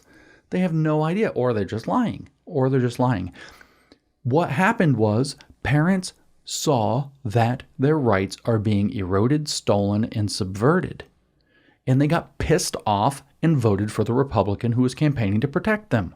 It's actually extremely simple. But no, apparently it must be that it was code switching. It was that Glenn Youngkin actually was dog whistling to all of the people that were going to take Virginia back to the plantation and gay bashing, and all you got to do is say that we're defending the rights of parents. That's literally the argument these idiots are making, although it's in nice, palatable language that you could put in front of moderates. And politicians this is why it's spellcasting, by the way they write. You read that and you're like, oh my gosh, well, it feels like they have a point. There's some things that happen next to each other in time, so that post hoc ergo propter hoc must be the case. And so if you don't know why that's funny, by the way, post hoc ergo propter hoc is a very famous logical fallacy. It means after the fact, therefore because of the fact. That's not how things work. That it became after doesn't mean that it was caused by, in other words. Correlation does not imply causation. Is that a phrasing for it, maybe? And politicians can rely on a lavishly funded, well-organized network of right-wing actors. I love how they believe that the right wing is... This is iron law of woke projection. Again, there are right-wing donors. Anybody who's worked with them knows that they're hard as shit to get money from because they want all this like ROI and all this crap nobody can provide. The left, on the other hand, by the way, funds activists the way you would fund artists. You know that you throw money at 50 artists and 48 of them are going to make some total garbage that's going nowhere, but 2 of them are going to make some masterpieces. Then you figure out who they are with that first initial round of investment. And you invest more on those people and you throw out another broadcast, right? The right wing doesn't do that. You got to have all these interviews. You got to be able to show scalps. You got to be able to prove ROI. You got to show what you're building. The left is like, here's money, do stuff. Oh, wow, you're already doing stuff. Here's more money. Go do more stuff. And the stuff that works, they throw more money at. And Arabelle Advisors is a left-wing donor group that donates more money than anybody. The largest one. But, it's dark money on the right. And, of course, they're going to probably accuse, here's where they accuse Chris Rufo, and sooner or later, I'm sure that they're gonna. The way they do is hilarious. Moms for Liberty gets hit with the dark money psyops all the time. I get hit with the dark money psyops. If my dark money, which it's so dark, I've never seen it. It would be really great if it showed up at some point. Of course, we all say this, and they just say we're lying. Because why? Because they're all on the dark money dime, and therefore they assume everybody who's in politics must be on the dark money dime because the iron law of woke projection never misses. So here's what they say. Lavishly funded, well-organized network of right-wing actors to activate voters on parental rights issues. So they're saying that it's astroturfed parental rights. During the last 5 decades, notice that the problem for them has only been in the last 2 years, but for the last 50 years, the billionaire brothers Charles and David Koch, one of whom has died, along with other activists and donors, have built a strong network that not only develops conservative policies. All right, let me just say this for any leftists listening. Just let me make this real fucking clear to you, because you've lost some plot. I'm so sick of hearing about the fucking Kochs. They're on your side, left. They're your people. They are part of the neoliberal blob that you are in. Do you not understand? They are neoliberal actors. You are neoliberal communists. You're on the same goddamn team. You're killing me with this. Really apologize for the GD. These people make me really mad. During the last 5 decades, the billionaire brothers, Charles and David Koch, along with other activists and donors, have built a strong network that not only develops conservative policies, fake conservative policies, by the way, but also serves as a powerful megaphone to advance these same policies. They're neoliberal policies, guys. They're neoliberal. They're not conservative. They're neoliberal policies. They are neoliberals. This network, for example, played a key role in turning the term critical race theory. I love reading this as me. Right? This network, for example, played a key role in turning the term critical race theory from a relatively unknown academic movement in the law schools into a powerful weapon to criticize grade school lessons regarding race. The conservative activist at the heart of this transition, Christopher Rufo, somebody please play my stealth bomber video, wrote for a publication funded by the Koch network. See, it was funded by the Koch network. Somehow, they can't even bother to get it fucking right. He's funded by Paul Singer, for God's sake. They can't even get it fucking right. Like, okay. And the critical race theory went on the map when I went on Joe Rogan, which was before Christopher Rufo busted the story about what's going on at Sandia National Laboratory a couple of months later, several months, it's like 3 months later, where they found that CRT was happening in our nuclear lab, which, by the way, turned out to be a big deal. And then that led to banning it in the government through an executive order President Trump put forth. And somehow it's turned into this. But anyway, because of that Koch network publications from Christopher Rufo, the term was then picked up and applied to grade schools by other members of the conservative policy establishment. I wonder who in this whole thing that's not mentioned here, the flying a stealth bomber, might have been working with parental rights organizations and telling them that CRT was really important way before any of this. I don't know. Somebody. The movement that conservative actors have catalyzed has upended the state policy landscape. It has spawned new organizations such as the dark money-funded Parents Defending Education and Moms for Liberty. Now, here's a neat little trick, right? Because they have a citation on Parents Defending Education, but not on Moms for Liberty. So the accusation in general is that Moms for Liberty is funded by dark money. I can tell you that's not actually true. And so here, unless something's changed since the last I heard, so here what they're saying is dark money funded Parents Defending Education, cite, and Moms for Liberty. So Moms for Liberty is dragged into the dark money implication, but the citation only applies to Parents Defending Education. You need to understand that this isn't just being sloppy. This is deliberate. That was a deliberate attack and smear against Moms for Liberty due to the function of the word and their placement in the sentence. It could have been very easy to say this has spawned new organizations, such as the dark money-funded Parents Defending Education, period. And then there's also another organization, Moms for Liberty, and as they continue, which began in opposition to COVID-19 restrictions and racial equity materials in schools, and now also opposes gender-inclusive materials. And there's your citation. Not about the money, about what they oppose. This This is so shady, the way that they've presented this.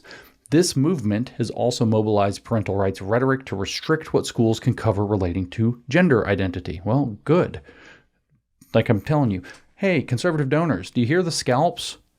Do you hear that these organizations are effective?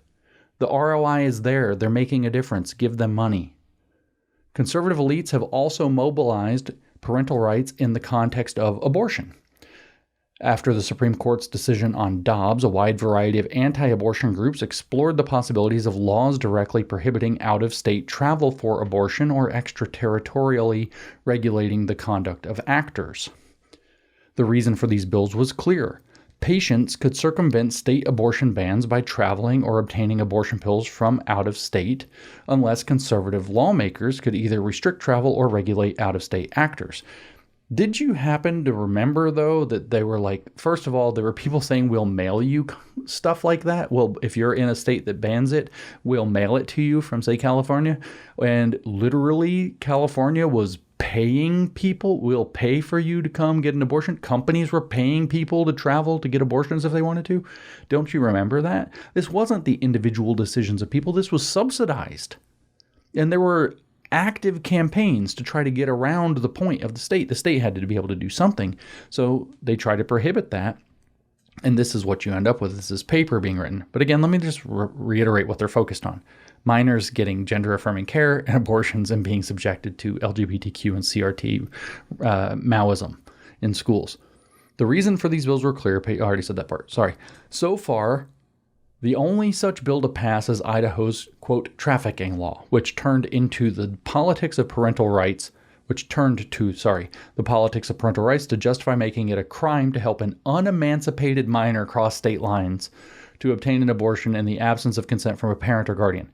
So the thing they're objecting to is that if you are a unemancipated minor, in other words, you still live with your parents and they are legally responsible for you, you can't be taken out of state by another adult or I guess minor, you can't be taken out of state to receive an abortion without parental consent. Your parent could still take you out of state to do it. You can't be taken by somebody else without parental consent. That's what they're objecting to. Yeah, that's, by the way, a humongous violation of parental rights. Your parents should have, this is a medical procedure, abortion, right? I don't care where you stand on the issue of abortion. Let's just take that off the table for a minute. This is a medical procedure. Something could go wrong. Your child could be getting taken out of state by somebody else outside of your knowledge, receiving a medical procedure and possibly die. And you're going to get the news, by the way, your daughter died. Why? Well, she was giving an abortion. How the fuck did she get there? You can just imagine this conversation. And this is the thing that they're pissed off about, that the parent is supposed to be involved with this. This isn't even about the issue, that the parent's involvement is required. And one state managed to pass this, and this is what they're losing their minds about. The law also created a private cause of action against doctors who performed abortions in violation of the law, even if they resided out of state.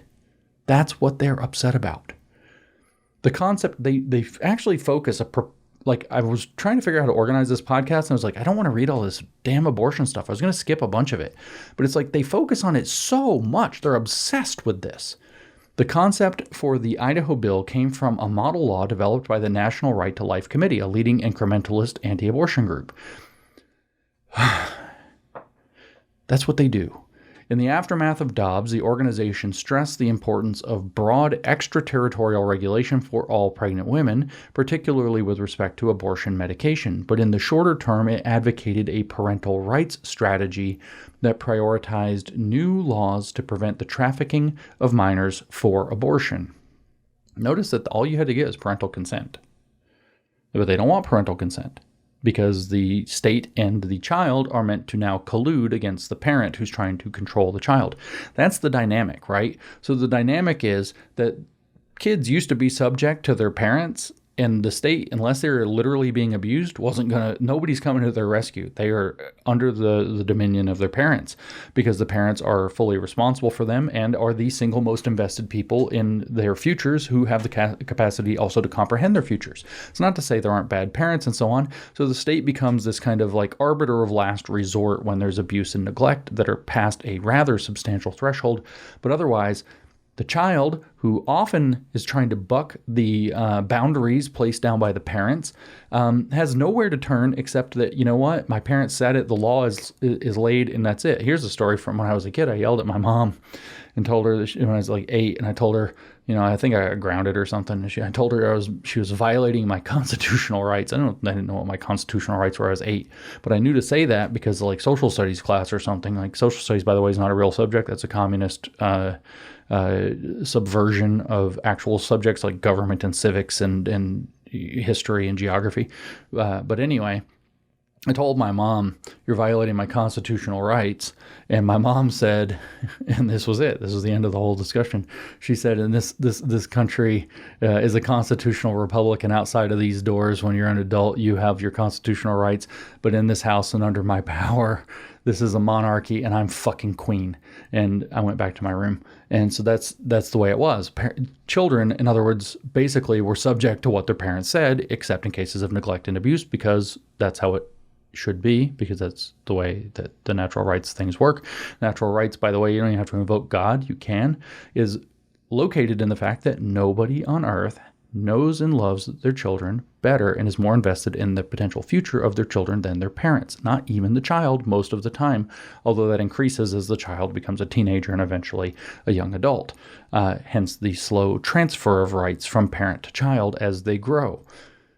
But the state stays out of it. So the new dynamic now is that the state and the child can now collude to get around the parent. So they can set up that the state and the child are on a team and the parents are against the child.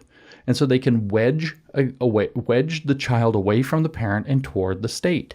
And if their child is favoring the state over their parents, you can be damn sure they're also probably supporting socialism. And you can see the strategy at work. That's what this is all really about, is creating, that's what that triad is about. It's not that the state is the absolute last resort that comes in to protect the child in cases of abuse and neglect, or I guess it could get involved in, a very small list of other things with a high threshold to be crossed before it's going to be legal, where it comes to rights or whatever. I mean, there are some questions about, what children can say at school and so on, and free speech rights. These are kind of a legitimate thing. But at any rate, what's happening here is this attempt to reframe so that the relationship, so that now the state is signaling, hey, we're your mother now. We can take care of you. And if your parents don't want you to, we recognize your rights. We recognize your autonomy. We recognize your liberation and can bring them into that communist orbit and drive a wedge between child and parent. That's the fundamental dynamic, and that's what this paper is trying to preserve. That's what's at stake with this parental rights thing. Part B, parents, voters, and parental rights laws. This is the only other section I'm going to read from Part 2. But the spread of parental rights rhetoric reflects more than the power of elite networks. It's not just dark money, guys. It has flourished because of the unprecedented strain placed on parents caused by the COVID-19 pandemic, drink, and the public health challenges and rapid social changes that accompany the crisis. No, you're absolutely wrong again. What happened, why COVID-19 is relevant, is because you locked the kids out of schools. You remember how Randy Weingarten set it up as an extortion racket to get $1 trillion from the federal government and was going to keep schools closed even though there was no risk to kids. And in fact, it actually reduced risk to teachers probably to have the kids in schools. And they kept the kids out of schools for like 1.5 years, or 2 years in some places, and that's why Moms for Liberty was founded. You remember that? And well, what happened when those kids, did they just stop learning? Well, the real answer in reality is yes, they did just stop learning, but you tried to pretend that they could learn on devices like laptops and iPads and phones. And you sent them home, and parents were sitting in the background, because a lot of them weren't allowed to go to work either, and they could see and hear what was happening in the schools, and they were like, OMG. They saw behind the curtain of the indoctrination that you were doing and got very activated about it. It wasn't just the unprecedented strain placed on parents caused by the COVID-19 pandemic. It was that the COVID-19 pandemic created conditions where parents found out the level of subversion for the first time in their lives, and the first time in our history, that our government schools and many private schools, in fact, most private schools, had decided to just take advantage of the trust in our society from parents to them as as protectors and educators of their children, had decided to take advantage of that and use it to brainwash their kids instead. That's actually what it was. The pandemic, they say, led to widespread school closures that forced working parents to take additional roles in facilitating online education. So they actually do kind of know why. They have no idea why, because they think that what they're doing, they feel perfectly entitled to what they're doing. So they think that it's only the bigots and the angry retrenchment type people that are taking an issue with what indoctrination and brainwashing was going on through online, but in class education as well. It said this education did not meet the needs of a wide range of learners. And did so in plain view of parents working with children at home. Yeah, no shit, but it was also brainwashing them. It wasn't just not meeting their needs. You were brainwashing them. You were subjecting them to absolutely objectionable material, and parents lost their shit, as they should, because they were betrayed by the institutions that they trusted their children with. This experience made parents more involved in their children's education. You think? Further, lockdowns and isolation from peers contributed to anxiety, depression, and other mental health impacts for minors, adding new burdens and anxieties for their caregivers. Drink. And of course, it also was that trillion-dollar extortion rackets to start to bring in the whole mental health care apparatus into the schools so that the schools can take that burden off of the parents, which is kind of invoked here. Which will further steal parental rights and wedge between children and their parents. Repeated school closures also undermined the trust of parents uncertain of what to make of the government or school's pandemic response. Those parents who were most likely to be opposed to the teaching of sensitive social issues. No, Marxist social analysis. And those who wanted more control by parents were those who believed that the pandemic had caused schools to close for too long, particularly if they were conservative. Bad conservative. What is that citing? That's citing the New York Times. The rapid development of... So remember I told you about the concept laundering where they cite their in-house bullshit and they don't cite stuff outside of it? You can tell them exactly what we believe and what we think, why we're doing it, what our goals are, and they won't believe you. They'll believe some idiot who wrote some bullshit or propaganda or an intentionally misleading narrative in the New York Times instead, because that's authoritative and responsible and saves our democracy or something. The rapid development of COVID-19 vaccines and therapies also proved unsettling to many parents too. No, it wasn't just that. It was that you were trying to mandate them, including to children who don't need them. Like you were going to force shots on kids that had super sketchy circumstances around it, including some who turned down vaccines for their children that they willingly pursued for themselves. Why would they do that? Why would they think, wow, this vaccine, some people were mistaken about this. Why would they think this vaccine is super important for me, but I don't want to give it to my kids? Why would they think that? Oh, wait, maybe because there's no reason to give it to kids. It's risky. It's a gene therapy. Like there's a bajillion reasons to maybe say, maybe the kids don't need it. They don't even really get sick from this thing. Like 0 kids die. Like one kid who had massive comorbidities died or something. It's like, seriously. I'm so frustrated. It's like I can understand. All right, no, I understand and can explain their logic, their broken ass logic, but I don't want to. I just don't want to. I don't want to explain why they're mentally ill. I don't want to explain why they lie. I don't want to explain why they leave out all the relevant details. This is why I got so mad trying to read this paper, and it took me like 2 weeks to read this thing because I got so frustrated every time I read it.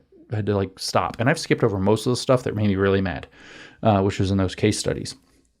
The don't say gay bill stuff. There's the death and disability. I know I'm supposed to explain that for everybody, why it wasn't actually, it never even mentions the word don't say gay. It doesn't say anything about saying gay. The Parental Rights and Education Bill in Florida got branded the don't say gay bill by the media, and that's all anybody ever calls it. And that's all this paper calls it, except the one time at the very beginning that I happened to read.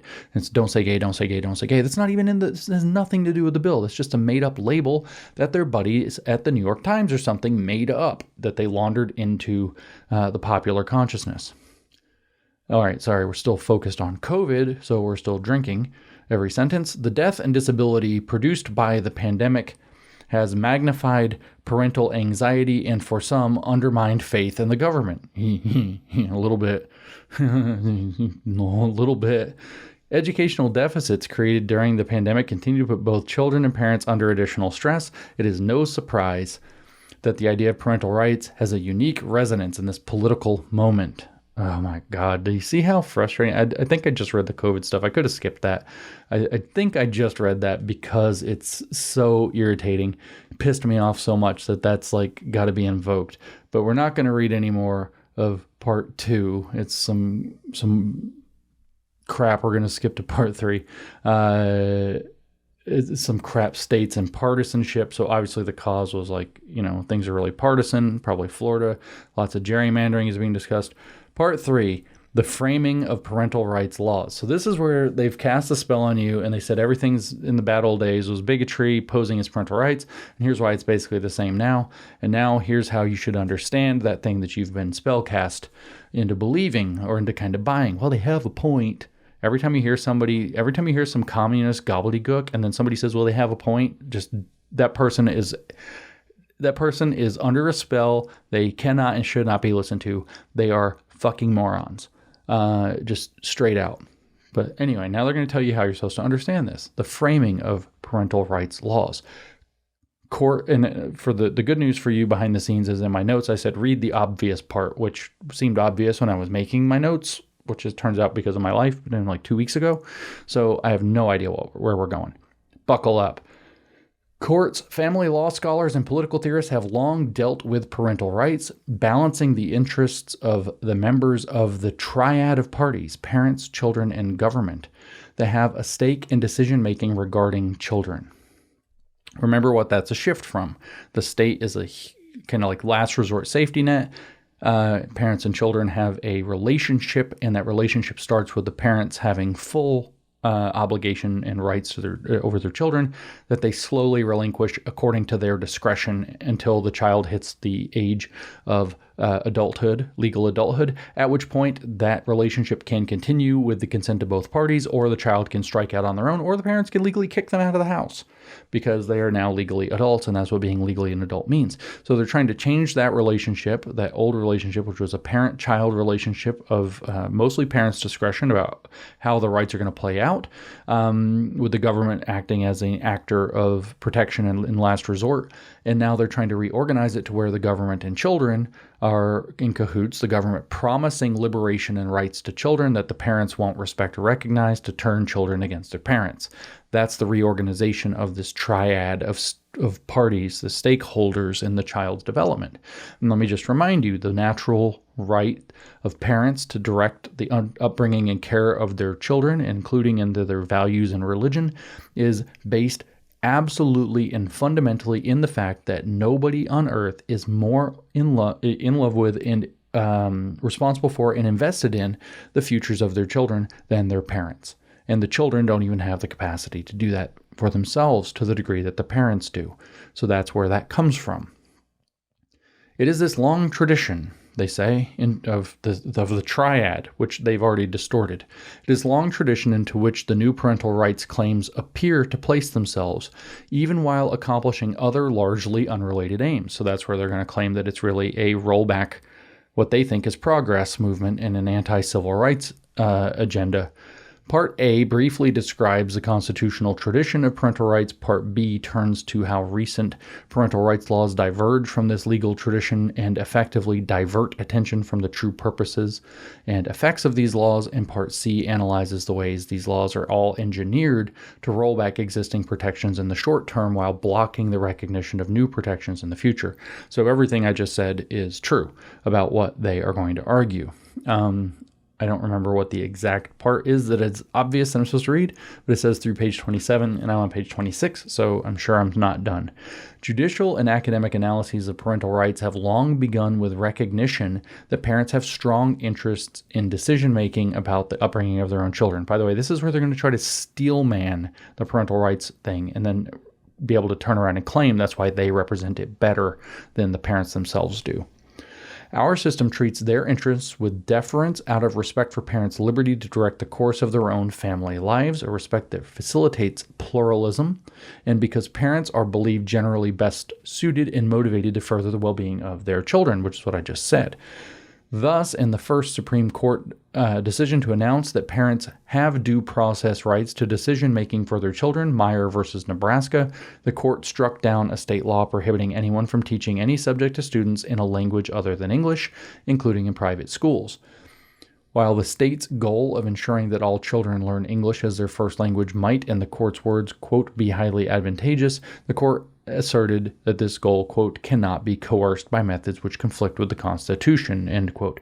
Those parents who sought to ensure that their children received such instruction must be allowed to enroll their children in such instruction outside of public schools. Likewise, 2 years later, in Pierce versus Society of Sisters, the Supreme Court struck down a state law requiring that parents send their grade school children to public school. So this is the kind of big homeschooling ruling, and this is the Supreme Court case this is really the Supreme Court case in which parental rights are like basically all hang. This is why we need a constitutional amendment defending them, in which parental rights shall not be infringed. While the state had the power to ensure that children received an adequate education, nothing in the record demonstrated the need for the extraordinary measure of prohibiting parents from sending children to private schools. The fundamental theory of liberty, this is a quote, the fundamental theory of liberty excludes any general power of the state to standardize its children, end quote. So the left won't like that, because what it says is that the state doesn't have an interest in telling you how you have to educate your kids. Accordingly, parents who dissented from public school programming, I like how that word lands in there just so naturally, right, were found to have the right to send children to private school. In subsequent cases, the court has affirmed the broad authority of parents based on recognition of the parents' role in protecting their children's well-being and preparing them for their future obligations. So notice that is going to be considered a very important part of a parent's responsibilities, that if you don't send your kids off to school, you still have to prepare them for their future obligations and take care of their well-being. Well, preparing them for their future obligations is one of those things where if they define that, if they can say that you have to be a full-fledged Agenda 2030 global citizen in order to meet your future obligations, then they can start to leverage parents and say, no matter how you educate your kids, including in homeschool, that you're going to have to brainwash them into this. But parents' interests are not absolute, as the court has recognized. And so here's where we get to the rub. This was, I think, the obvious part. Parents' interests are not absolute. They must be balanced reasonably against those of children who have their own interests in maintaining their well-being and developing independent identities. Notice the focus on developing identity. And those of the state, which has its own interests in protecting the well-being of minors. Well-being is too broad of a term here, right? Is the kid happy? Well, he doesn't have good well-being, right? Is the kid depressed? Well, probably something's wrong at home, and so the parents aren't doing so. That's too broad of a concept, and we've really got to start thinking about that phrase, that term, well-being, and really start walking back from it, because I'm telling you, they're calling the future plan the well-being economy. They're not fucking around with that word, guys. It says, in addition to the responsibility to ensure they develop their own autonomy and the requisite skills for citizenship as they mature into adults. The requisite skills for citizenship. Imagine if they could define those in terms of social and emotional targets and competencies, or global citizenship, or Agenda 2030 activism. Well, it's necessary for a proper citizen in the new global order, right? Indeed, less than 2 decades after Pierce, the Supreme Court directly addressed the conflict between the government's power to regulate children and parental rights.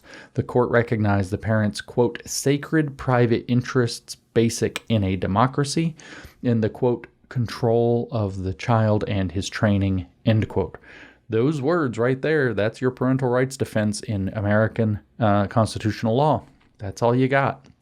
Yet the state had its own parens patriae interest in protecting, quote, the welfare of children against neglect and abuse. Notice welfare and well-being are not the same word, by the way. Let's just pause and linger on that. They keep saying well-being. The state said welfare. It's not the same thing.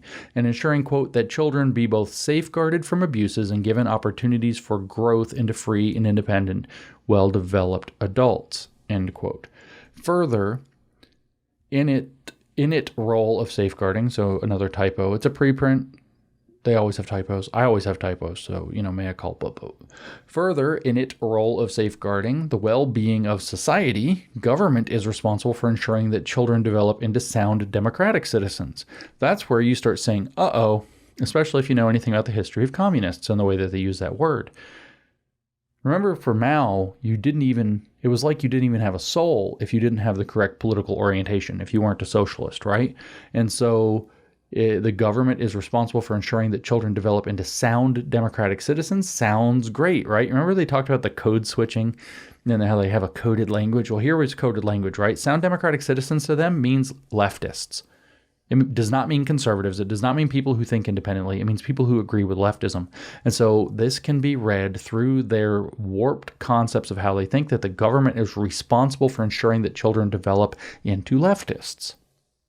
Because that's what they believe makes you a sound democratic citizen. Otherwise, you're a deplorable, a racist, a transphobe, an anti-masker who just wants us all to have, or anti-vaxxer who wants us to have a long winter of disease and death.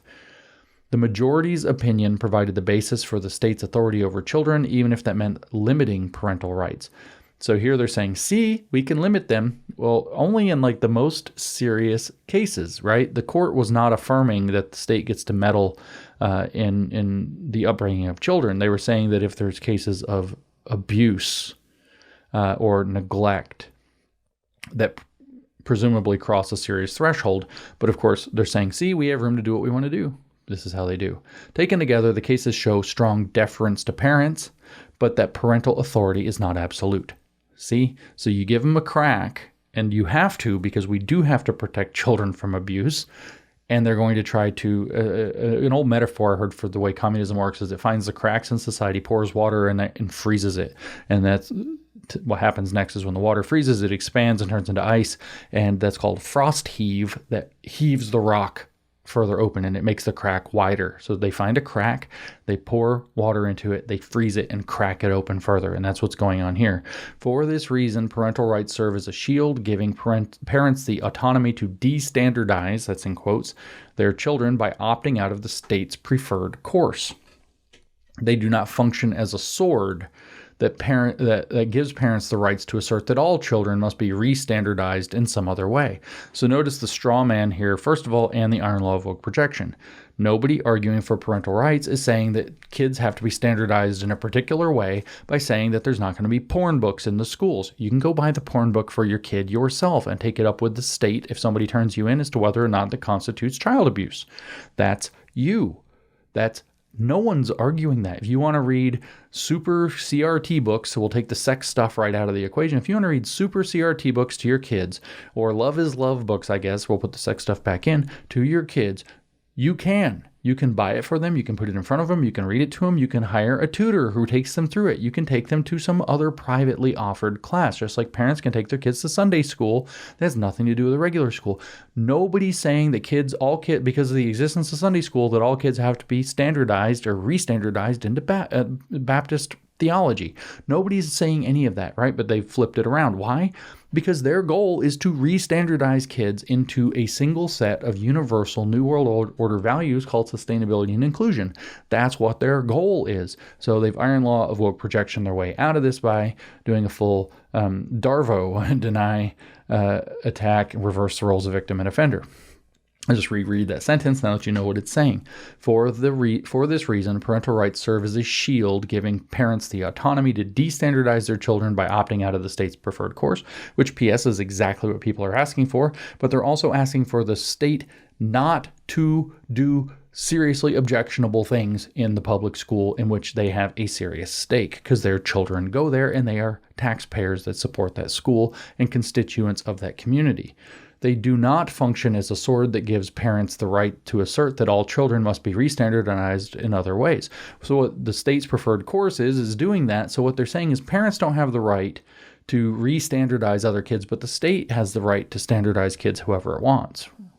But parents can opt out, but they can't take like pornographic books and drag queens out of the school, because what if there's a kid there who wants it and their parents want it? You violated their parents' rights. Do you see how they've inverted the argument?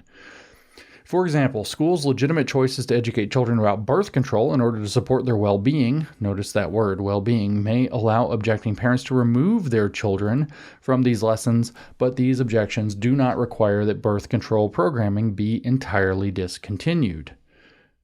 Well, that seems like a discussion we need to have, because we gave you guys an awful lot of leeway and trust and you abused it, right? So really we should be minimal. Like, why are you teaching the fucking kids about birth control anyway? They can't read, do math, or write. Like maybe you should focus on those, right? Like why don't you focus on actually teaching kids basics first? But no, of course, because you have to have your opening so that Planned Parenthood can come in and mess with the kids and give them not just ideology, by the way, but a thoroughly occult worldview. Planned Parenthood is based on an occult worldview of spiritual development, and that's ultimately what it's really about. It's not actually even just about abortion. It's about spiritual eugenics. And as I'm going to say many, many times in the future, and I've said a few times in the past, spiritual eugenics means that you're doing artificial selection. In other words, you're selecting certain individuals, allowing them to propagate and sterilizing or killing off others so that they can't reproduce before they reproduce. So you're doing artificial selection based on what are perceived spiritual characteristics, not physical characteristics. So what do I mean? Let's say that you wanted to make bigger strawberries. You would do artificial selection on strawberries. You take the big strawberries and you take the seeds off the big strawberries or the plants that make big strawberries on average, and you plant those. You cross those with ones that are making big strawberries, and you plant those, and you just keep doing that. You artificially select the big strawberries to make more bigger and bigger strawberries, and this works, right, over time. But that's using physical characteristics to determine how you're going to artificially select. In other words, this is like, selective breeding. You can do this with plants. You can do this with animals. In theory, you could do it with people, but it's called eugenics, and it's generally frowned upon. In fact, it's horrifyingly bad. Well, what this is all about is spiritual eugenics, right? So what characteristics? How do you know if somebody's of a good soul or a good spirit, right? Here's how. They fucking agree with the cult. That's how. The people who agree with the cult get advanced and everybody else gets squashed. Sound like communism? It is. That's exactly what communism. The people who are more socialistic, they get to have citizenship, sort of, and do things in society and have children and raise their children and send their kids to socialist schools. The people who aren't go off to prison camps and are worked to death or just shot. So you take them out of the pool so that you're going to selectively breed spiritually more advanced, aka more socialist people over time. It turns out this isn't actually what happens. You just destroy the talented and end up with a completely backwards and dysfunctional society, but that's another story. So anyway, I'll read just a tiny bit past this into part B, diversion through parental rights rhetoric. Let me actually check my notes and make sure, see how much I was supposed to read of this thing, because I don't want to, oh, yeah. So I'm supposed to read all of this section, but I put it in my notes otherwise.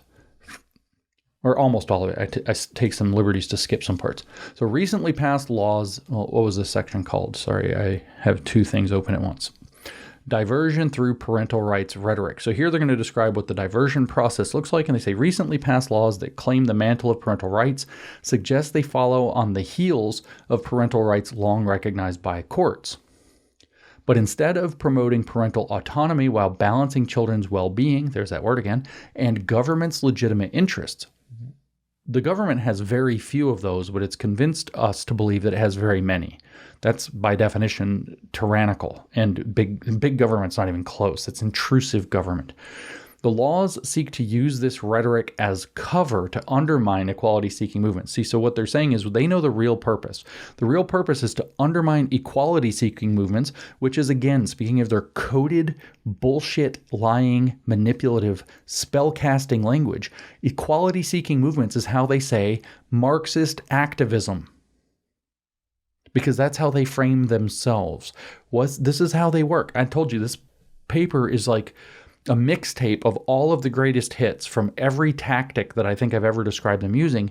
And here, what they're doing is they're controlling the framing. They're controlling the framing of themselves as equality-seeking movements. And so who would be opposed to an equality-seeking movement? Obviously, people who want to do terrible things. So that's what Moms for Liberty and Chris Rufo and his stealth bomber behind him all happen to be representing, apparently, right? Do you see how that works? They control the framing, so they control your mind about it, and then you misunderstand what's actually going on and form a conclusion suitable to their agenda and become an activist on their behalf because, man, they have a point. And this is how they put the spell on you. It's like looking at yourself or the world in a funhouse mirror. Certain parts are blown up, certain parts are shrunk down, everything's weird and distorted, and then they attract your attention to certain parts of what they want you to see. So here, Marxists are equality-seeking movements. Doesn't that sound good? And they're not interested in protecting the fundamental welfare of children, which is the abuse and neglect clause. They want to balance children's well-being. And then they talk about government's legitimate interests, which they just said repeatedly has to do with creating what they call democratic citizens. But what does that mean? That's another funhouse mirror. That democratic citizens is expanded to mean, or contracted, however you want to look at it, is distorted to mean people that are sympathetic to the socialist, communist, or woke or whatever movement. This is why you can't just read these things. You have to actually understand how the left writes and thinks and lies in order to be able to read it and take it apart, which is something I'm good at, which is why I have a job. The language of parental rights functions in this framing. Notice that they tell you that everything's about how things are framed. They're telling you how their magic works. But now they're saying that their enemy does it. It's the classic iron law of woke projection. Accuse your enemy of the thing that you're doing to distract attention from the fact that you're doing it yourself. The language of parental rights functions in this framing to use a well-respected legal tradition to divert attention from what is actually accomplished by these laws. The rollback of rights by the state. Now hold on. Let's take that language and apply it to their equality-seeking movement words, right? The language, equality-seeking movements, functions in this framing to use a well-respected tradition to divert attention from what is actually accomplished by Marxists. Do you see how it makes perfect sense when you apply the iron law of woke projection to see what they're actually saying? That's how they're doing it, and here they are accusing other people of doing it. In the meantime, parental rights rhetoric functions to disguise the harm equality-seeking movements. Think of how much damage critical race theory, queer theory, and so on have done. Critical legal studies. Think of how much damage those have done. In the meantime, parental rights rhetoric, or critical legal rhetoric, or critical race rhetoric, or whatever, functions to disguise the harm to children's well-being, again with that term, not welfare, and to societal interests that these laws threaten. I mean, this is one paragraph at the beginning of a section of Milla's paper, and we've counted like 5 distinct magic spells it's cast. Indeed, what are they? Well, equality-seeking movements in place of communism, right? Children's well-being instead of welfare, swapping that one out. Societal interests, government legitimate interests, the hell are those? We can just keep going and going and going. And then the accusation that the real motive must be something nefarious and awful to roll back the rights of the states, using framing in order to cover it up. I mean, there's magic spells everywhere. And it says, indeed, many of these laws do not even promote parental autonomy. Framing these measures as parental rights laws, because they understand that controlling framing makes a big difference because that's all they have. They have no legitimacy, no truth, no real data. All they have is framing. In other words, lies. I want you to always think when you're looking at anything leftist that you're looking at the world in a funhouse mirror, and you need to start figuring out what's bent, what's distorted, what's twisted, what's expanded, what's contracted, what's misleading, because it's always that. Is it true or is it false? No, it's misleading. When they lie, it's way worse than just lying. It's straight out deceptive. Lying is just lying, right? Or it can be. This deceptive lying. It's kind of nastier. So framing these measures as parental rights laws allows parents to serve as cover for state action that would otherwise be far more politically difficult to justify. Listen to what they give as examples. Consider 2 salient examples. Don't say gay laws. There's no such fucking thing. There's no such thing. There are no don't say gay laws. There were parental rights and education laws that were literally, if you wanted to give it an moniker, you would call it an anti-grooming law. It was that you're not going to have sexual conversations with children in schools before like some still not really adequate age, right? That's it. And they call it don't say gay laws. That's what it says in this legal paper from the Michigan Law Review. These people should not be practicing or teaching law if they can't even represent the laws that they discuss accurately in their legal review papers. Don't say gay laws. And bans on teaching, quote, CRT, as though CRT is like a fake boogeyman. This is straight up malpractice, academic legal malpractice. This paper should be destroyed or rejected or retracted or whatever it needs to be. And these people should lose their academic appointments. This is gross academic misconduct to do this. But anyway, don't say gay laws and bans on teaching, quote, CRT, both prohibit school districts from instructing on topics across a range of age groups. Okay, yeah, well, we don't talk about a lot of things in schools, and that's fine. We don't teach Nazi ideology in schools, and nobody wants to. We don't teach outright communism in schools, sort of. We kind of do, actually, but we shouldn't be. We don't teach Baptist theology in schools. Imagine that if we passed a law saying, or somebody got sued and said you can't teach Baptist theology at school. Oh, wait, that's the thing, right? And nobody complains about that, right? So yeah, the school is not obligated or expected to just teach everything that, say leftists want. We don't teach Scientology in schools. These recent laws prohibit a good deal of discussion of the history of race, sexuality, or gender identity altogether. Well, they prohibit talking about gender identity altogether because it's fake, and race and sexuality can't be talked about through critical lenses. Okay, right. That is a good deal of discussion. In fact, it's most of the discussion people have because these aren't discussions that are very interesting and they're not relevant to most people most of the time during most of the day at school or anywhere else in life, and they're only made relevant by the fact that they are a perfect site for communist agitprop that uses identity as its primary tool to break open Western minds and bring people into socialism. And they have an immediate chilling effect on instruction that would otherwise be permitted. Well, I kind of do at this point want teachers to think twice about what they say, because not just because of CRT and queer theory, which are super important, but because of this whole bring your whole self to work thing. How many times are we going to have to see videos that get leaked out from schools of a teacher just losing his shit and talking like I'm talking right now, like totally like swearing and carrying on in the classroom, totally unprofessionally? Do not bring your whole self to work.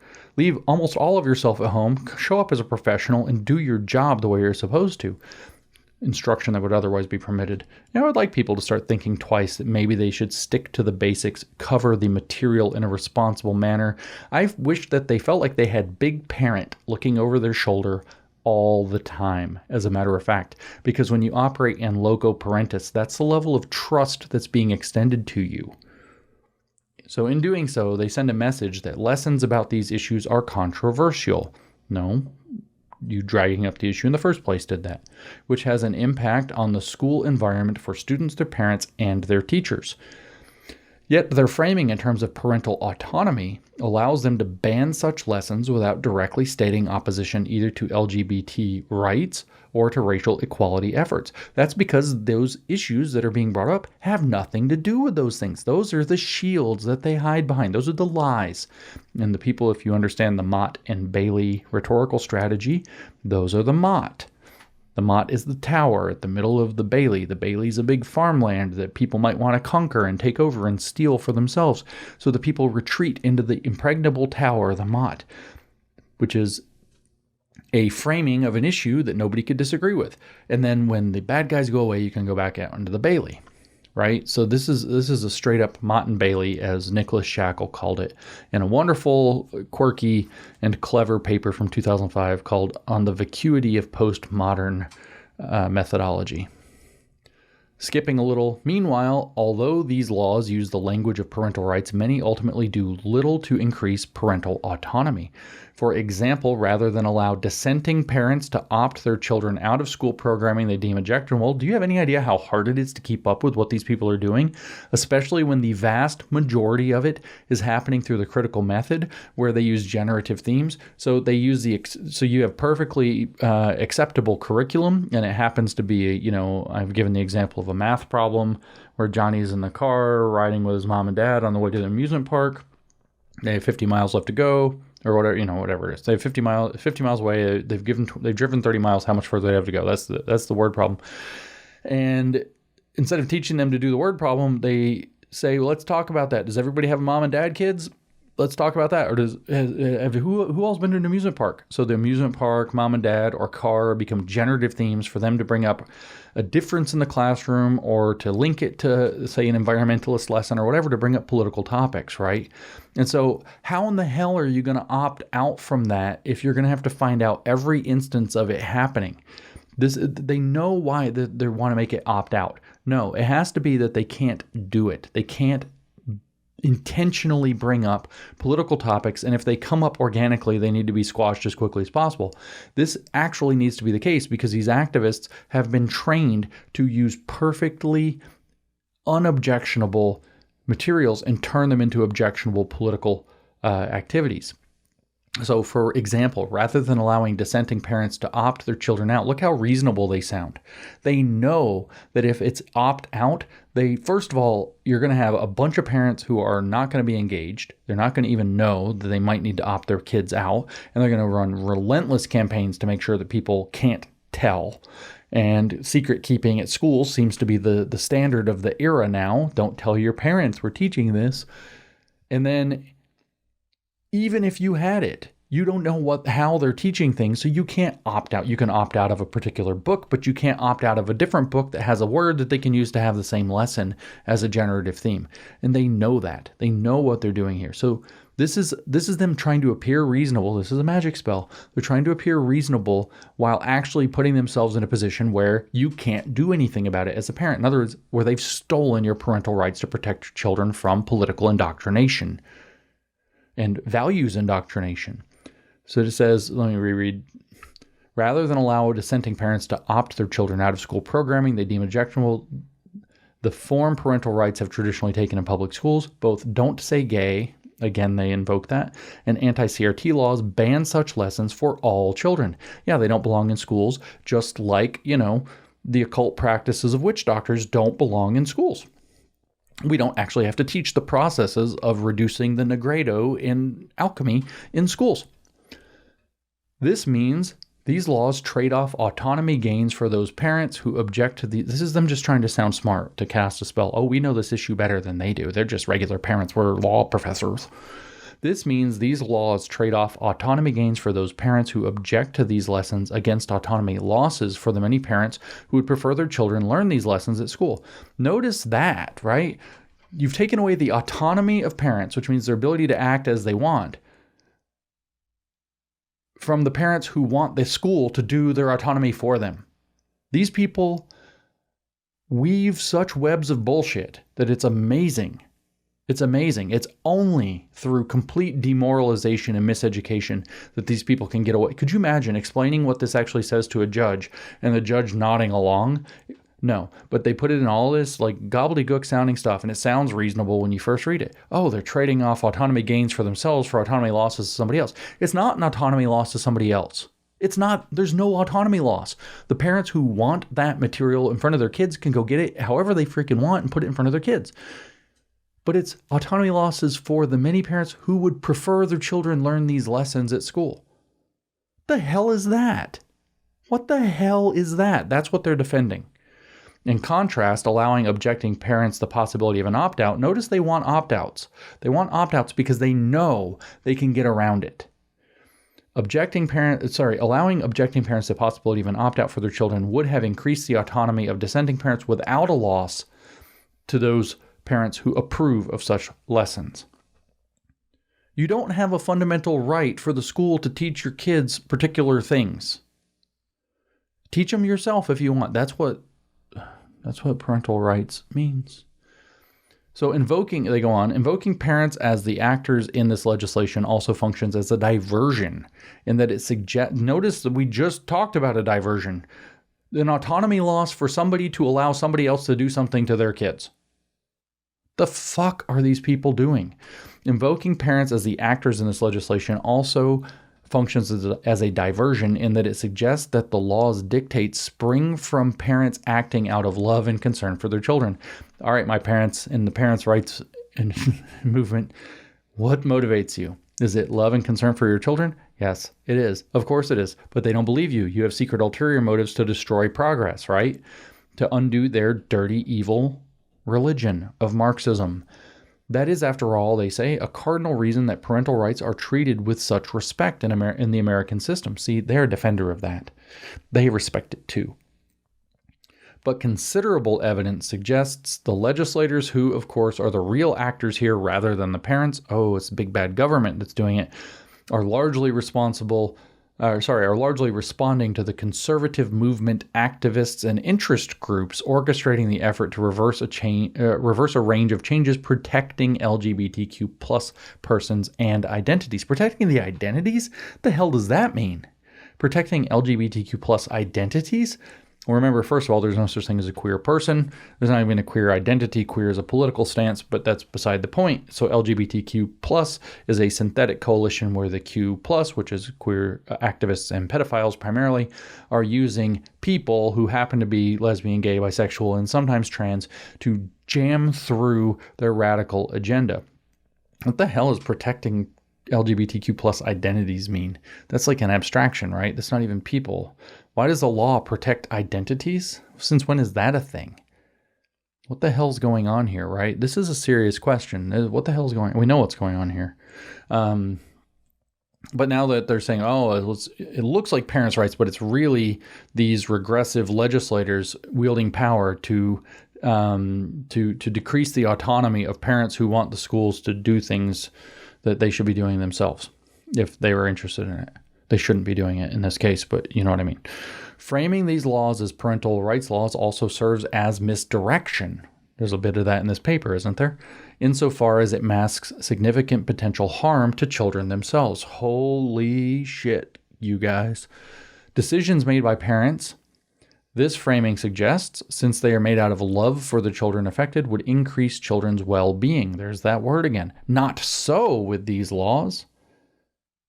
Oh, not so with these laws. It's not going to actually, because you're acting to protect your children out of love, you're not actually protecting your kids. You're not actually helping. You're not increasing their well-being. Being subjected to the interests of the state, which happen to align with Marxist programming, would somehow be better for their well-being, which is why they call what they're trying to build the well-being economy, where we measure well-being in their in-house cooked terms instead of GDP or productivity, right? But not so with these laws. For example, don't say gay. Again, not even real. This is academic malpractice. These people should absolutely, their careers should just be over for this. For example, don't say gay and other laws governing treatment of LGBTQ+. That's another, LGBTQ+ as an acronym is just as stupid and bad and misleading and damaging as don't say gay to describe parental rights in education. But for example, don't say gay and other laws governing the treatment of LGBTQ+ issues in schools ban a range of evidence-based programs and practices. Evidence-based. Whose evidence? We already know they launder that. Is WPATH your evidence? Because that's your evidence. It's all the evidence for gender-affirming care, and it's all corrupt and fake. So don't tell me you have evidence. I've seen your education papers where you did like a case study with like 3 classrooms, and all of a sudden that's like, it didn't really work, but it kind of worked with a small percentage of the students. So now you have to do it for everybody. Yeah, no. Don't even talk to me about education evidence-based nonsense. You people are so full of it. Evidence-based programs and practices that seek to reduce the high risks of harm to LGBTQ+ youth. No, this is all fucking made up. They've made up this whole risk of suicide, this whole risk of harm, of bullying, and all of this, and exaggerated it all to hell while destroying actual programs like It Gets Better, which they deliberately destroyed. Hannah Dyer, who we featured in a previous Groomer Schools episode on the podcast, Hannah Dyer dedicated an entire section of her paper to obliterating the It Gets Better, which is a message you tell kids, by the way. We would call it something like watchful waiting now. You tell the kids, meanwhile, while you're doing your watchful waiting, life can be hard when you're different, and it stinks that you have to go through this, but it's going to be a growing experience. It will build character. It gets better, and you'll be better for it, which sounds like a really positive message to tell people who might be getting bullied or something. They've obliterated that. They obliterated that in favor of whatever the treatment of LGBT plus issues that they want to have, right? And so then they say this causes harm, the high risk of harm to LGBTQ plus youth. It just infuriates me that they hide behind this to justify what they, in their own literature. Kevin Kumashiro in The Queering of the American Child, we quoted Kevin Kumashiro explicitly saying that the purpose of their educational program is to drive kids into an identity crisis and structure the environment around them to resolve the crisis productively. And he says that educators have a responsibility not only to drag them into the identity crisis, or into the emotional crisis, but also to structure the environment. In other words, to use the vulnerability they generate to brainwash. That's literally what he says. He doesn't say brainwash. He says to structure the environment around them so they resolve the crisis productively. But he explicitly says that the responsibility of educators is to drive children into emotional crisis and then organize the situation so that they resolve it in the way that the teacher thinks is more appropriate. And that's what your treatment of LGBTQ plus issues in schools actually refers to. That is a brainwashing program. The people doing this should be in prison. They shouldn't be defended. So let's read more of their lies. LGBTQ plus youth have higher rates of attempted suicide than do their peers. So this is it's not exactly post hoc ergo propter hoc, but this is, what is it? Principio, I forgot what it's called. the two things that are happening are the same. Correlation does not apply causation. And more than half of LGBTQ plus youth in middle and high school reported that they had been bullied in the previous year. Well, more than half of everybody I ever met in my entire life got bullied in middle school, so I don't know what the hell you're talking about. But maybe it's more, but that's why you use things like It Gets Better, which really worked to help build their self-esteem and help them navigate the fact of being bullied. It was like a real program, and it was to teach them literal, real resilience, not the bullshit resilience that they use today in like mental health stuff, to teach them to overcome those challenges and to grow as a person through them, and to come out better for it, while reminding them, like, don't get dramatic about this. It's going to be okay. Like, you're going to grow up. Growing up's hard. You're different. When you're different, it's tough. Those are the messages of like the 70s, 80s, and 90s for difference. And those have all been obliterated to you're a victim, you're a victim, you're a victim, you're a victim. And then if you say anything about it, you're the one causing the harm. I hate these people. But anyway, and more than half of LGBTQ plus youth in middle school and high school reported they've been bullied in the previous year. That's... An affirming school environment plays an important role in protecting LGBTQ plus youth from harm. No, it doesn't. It causes harm. It directly causes harm. An affirming school is explained in the queer education book itself as to drag kids into an identity crisis. So no, it's not. It's actually poison. It's absolutely inappropriate. But prohibiting adoption of an LGBTQ plus inclusive, there's a magic word by the way, curriculum and other discussion of LGBTQ plus issues makes it far harder for schools to create the requisite supportive environments. It is not the job of the schools to create supportive environments.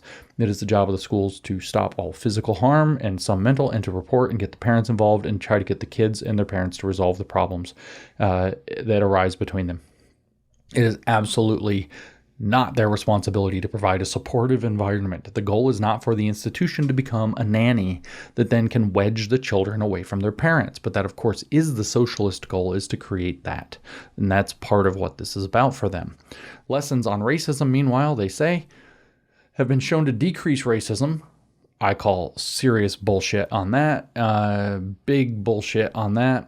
But who knows what data? There's a citation. Who knows what data they cite? Probably when they cite, they either cite fake data or they cite inappropriate data. So they might actually teach real legitimate, like have a study that was done on real legitimate education on racism and show that it decreases racial attitudes or racist attitudes, which would be okay and fine.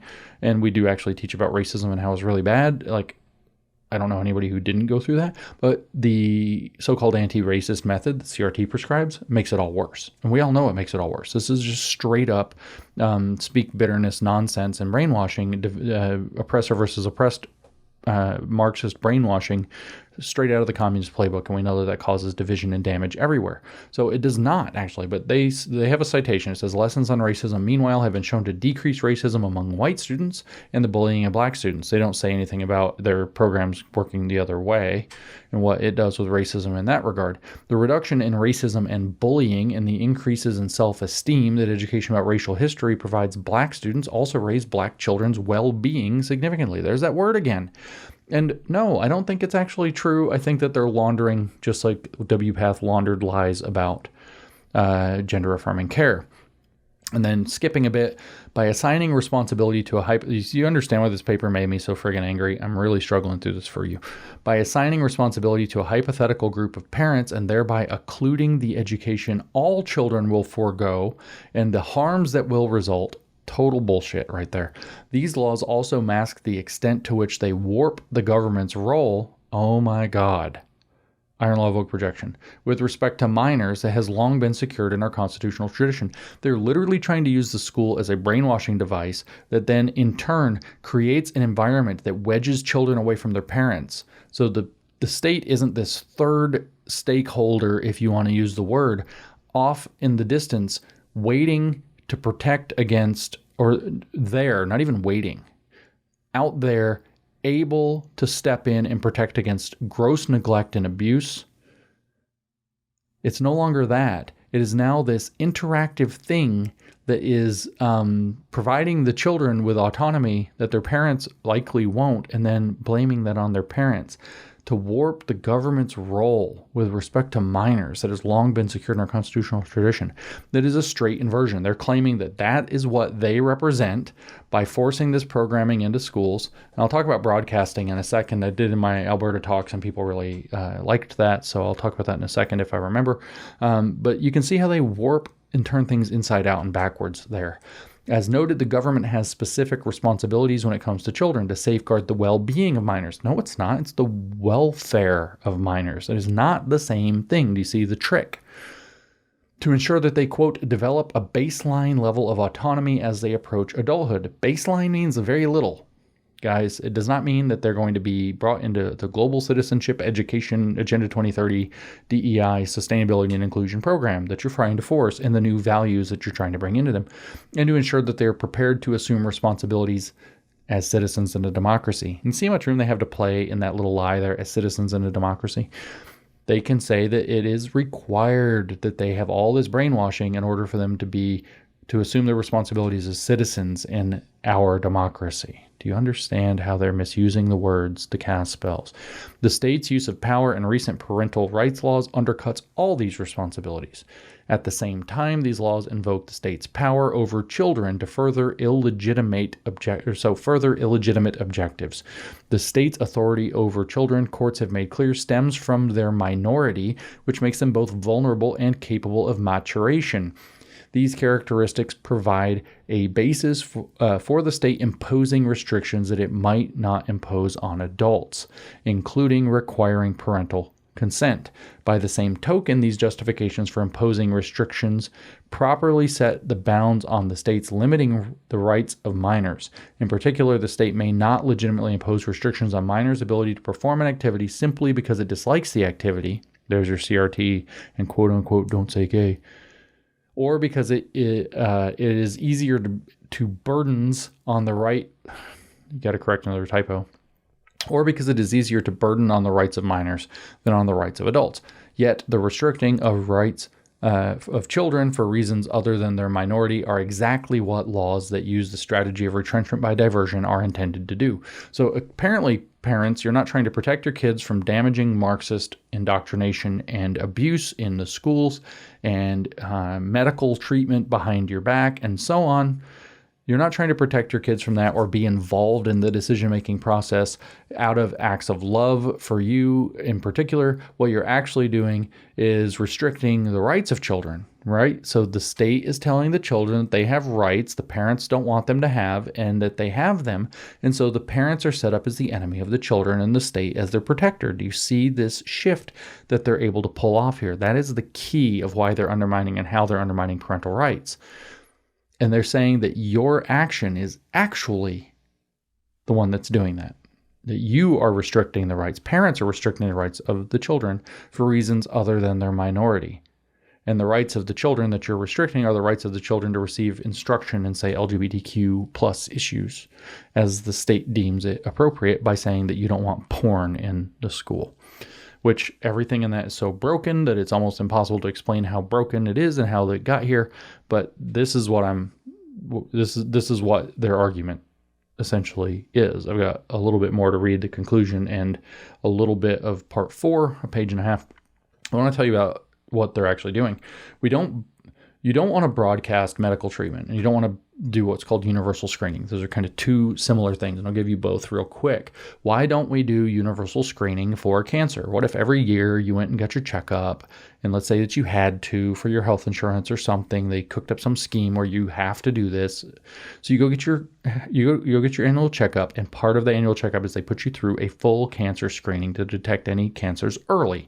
Because if you detect it early, it's easiest to treat it most effectively, right? So you're going to catch it when it's still stage 1 or just getting started, and you could catch all those cancers and stop them before they become life-threatening, and you could really kind of dent, not quite eradicate cancer that way, right? So why don't we universally screen? Well, you might say, well, it's expensive. And yes, exactly. It is expensive. That's an expensive procedure.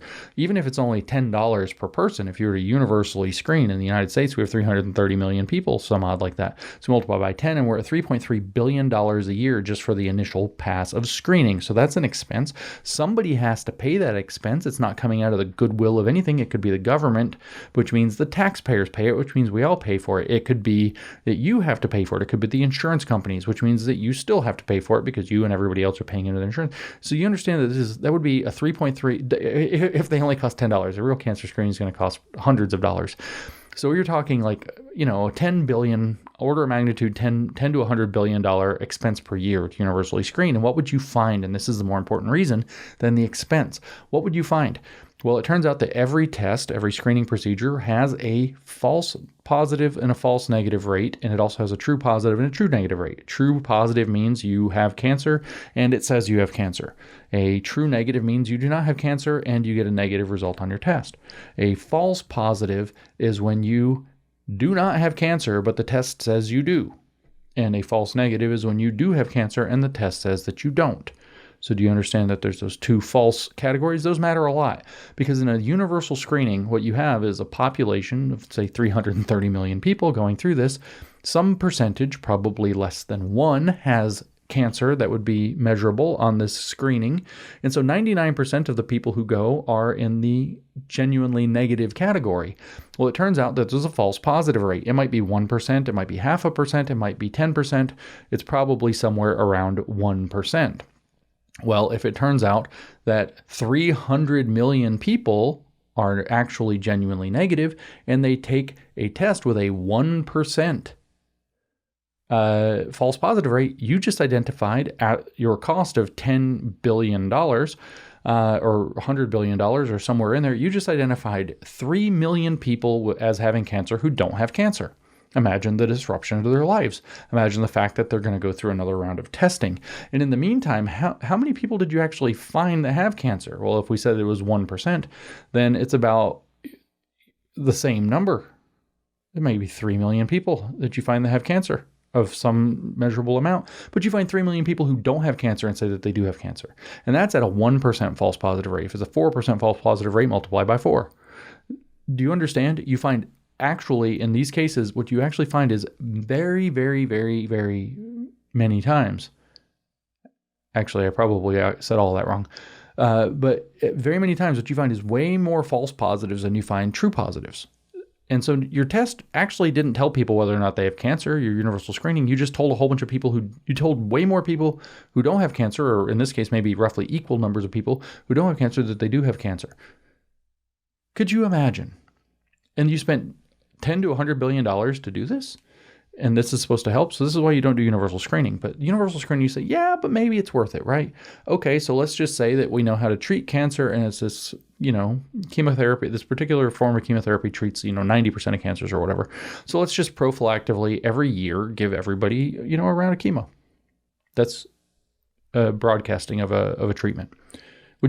Everybody laughs when I say this in public. Of course, you wouldn't give 330 million people. Say 3 million of them have cancer. You don't give 330 million people chemotherapy, which will make almost all of them sick and treat some of them. You don't do that. What do? You figure out who has cancer, and then you treat them individually. How do you find that out? Well, people self-report, because you're not doing universal screening, right? So how do you find it out? People self-report that they're starting to have noticeable problems, or that they're curious, and that they get checked, and then when you find that there's a problem, then you would proceed on to a targeted treatment that actually deals with the thing that they have, right? So you're utilizing the power of selection bias repeatedly to make sure that the right treatment is given to the right people at the right time and not at the wrong time. So what they're doing with the LGBTQ plus framing in the schools is they are broadcasting. They know that some percentage of the children in the classroom are legitimately gay. It's probably about 3%. That number's been stable for a very long time, despite the fact that a quarter of our young people or a third of our young people are identifying that way. It's probably about 3% are gay. And some of those kids are not going to have a support network about it. And so maybe it's 1% of the kids are going to be gay and not have a support network around it. Or maybe it's gender confusion or body dysmorphic or whatever. So 1 or 2% of the kids have actual problems that they might be able to catch by introducing this material or ameliorate by introducing this material. But at the same time, they're now introducing sexual material to 98 to 99% of the kids who don't benefit from it whatsoever, because they're broadcasting a treatment. They're giving the entire kid, like the entire class or the entire school, gay chemotherapy in order to treat the roughly 1% who might be gay, who have an unsupportive household. You don't treat 100% of people for an illness that 1% have. You wait until the problem starts to manifest, and then you would direct them into responsible counseling, not to a club after school run by drag queens, like the Gender Sexuality Alliance, aka Gay Straight Alliance. So what they're doing is criminal in this regard. Like if that was medical, that's so grotesquely malpractice. It'd be like if they, cooked up, some kind of a medical treatment and then told everybody that they have to get it as a condition to full participation in society. Like everybody in whole society had to get it. Everybody, this medical treatment gets cooked up and everybody, and the taxpayers are going to pay for it. And it's like trillions of dollars of profit to companies like Pfizer and Moderna. It'd be like that level of criminal is what they're doing in our schools with this so-called LGBTQ plus representation. But I digress. My point wasn't to debunk them. It was to present to you their twisted ass, upside down magic spell argument that they're going to be using to try to steal parental rights now that we're actually fighting back and getting our parental rights back. And now I'm supposed to read all but the last paragraph of the introduction to part 4. So allow me to find that. I'm going to scroll down a few pages and then I'll read it to you. It's retrenchment. It's all just infuriating bullshit. So 4, separating the rhetoric from the reality of parental rights. This part sets out a two-tier test. I say it 10 times. This part sets out a two-tier test for differentiating the strategic use of retrenchment from valid assertions of parental rights. See, sometimes it's valid, sometimes it's not. They've created a test that is likely going to favor them. To be clear, we propose this test to guide academics, the press, notice who they care about first, and the public in distinguishing laws that genuinely support parental rights from those that simply use parental rights rhetoric to engage in retrenchment by diversion. By the way, I didn't mention, this paper isn't just out there. The author put it on Twitter. I'm now blocked because I said something about it. The author put it out on Twitter and somebody replied, I'm already teaching this in my law classes. So they're in the summer law class. This paper is dated June 2024. People are already teaching this to law students, right? This is how they're teaching law students in our communist-run law schools at the universities to deal with parental rights. But anyway, here they're going to give them this high-tech test to tell when it's legitimate parental rights issues and when it's retrenchment by diversion. Yet, because this test is adapted from a combination of parental rights doctrine and anti-discrimination law, so they're blending things together, we believe it can also guide courts, just like I told you, analyzing the legitimacy of parental rights laws. That's their real target. It's not about the press, it's not about academics, and it's not about the public. It's about getting the courts to side with them when it matters. So they're giving them this bullshit test that mixes parental rights doctrine and anti-discrimination law as they see it. That's important. Like that Biden Title IX rewrite, that would be anti-discrimination law in their view. And so that whole bogus rewrite that the Biden administration just got struck down in a whole bunch of states because of Moms for Liberty, yet again, shout out, they would be able to, they're going to mix that in to the parental rights claims to determine if they're legitimate, right? So in other words, the short version is if the left, part of their litmus test, and I'm not kidding, is if it hurts underrepresented groups, then it's a diversion, retrenchment by diversion. And if it doesn't, then it might be real parental rights.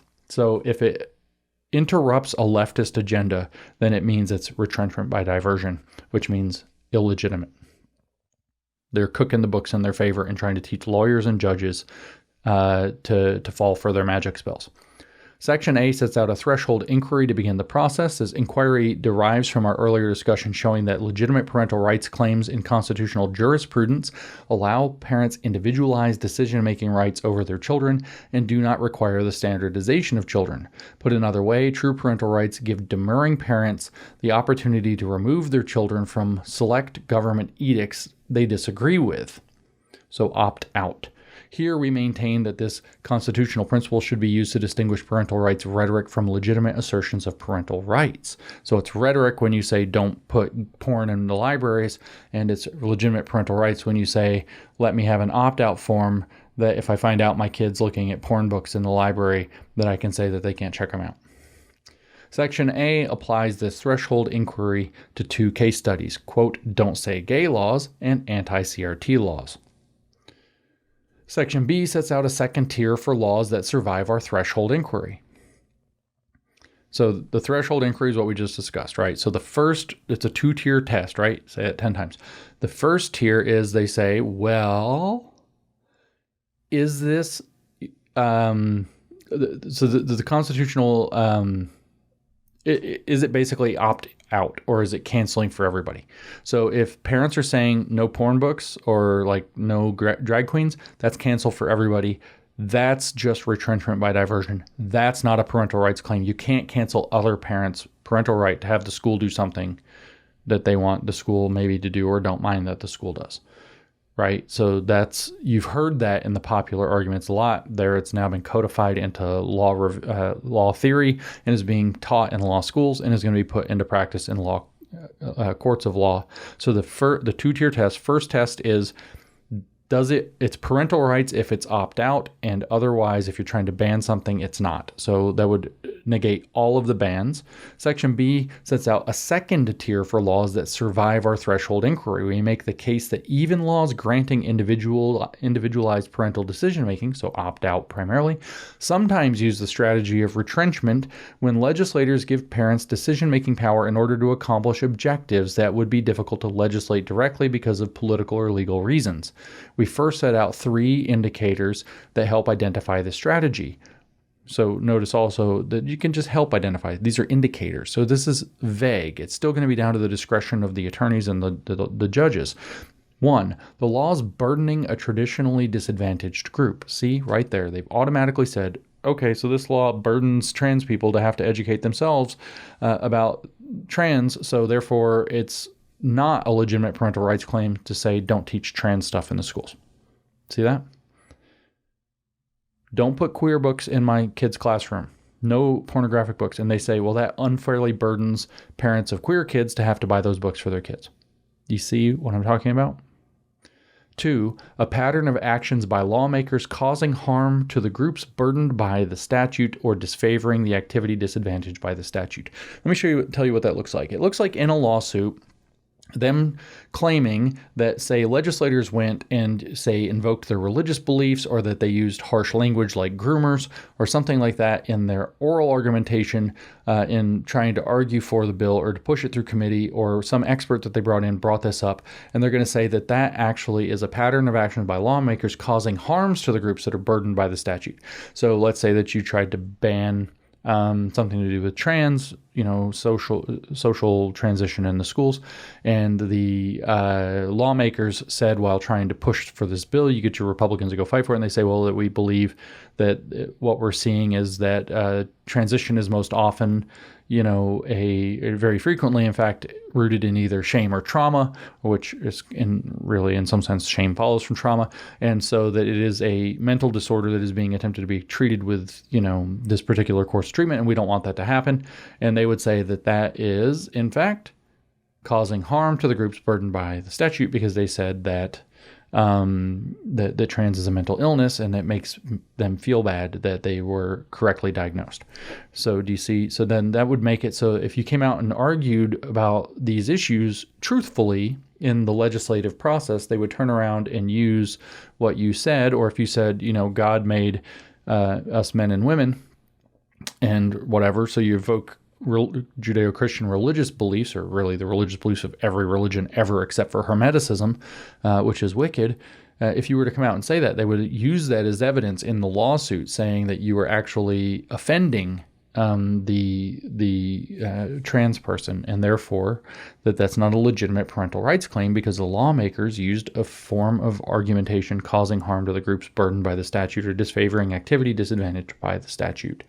And 3, lawmakers' failure to vest decision-making power in parents for related activities. So if they can find anything similar that they say that they can approve or prohibit that the parents don't have a say over, well, then it's obviously just a fake retrenchment by diversion strategy and not a genuine claim of parental rights. So when they blur out, they do their funhouse mirror thing and blur out all the context so that they can say something like treating precocious puberty and puberty blockers for trans identifying minors are the same treatment. When they blur it out, then they can say if they can come up with anything that does that, well, that means it's not a legitimate parental rights claim. So basically, they've come up with a first tier that you can only opt out, which completely, in most of the cases in the schools, negates your ability to protect your kids from it entirely.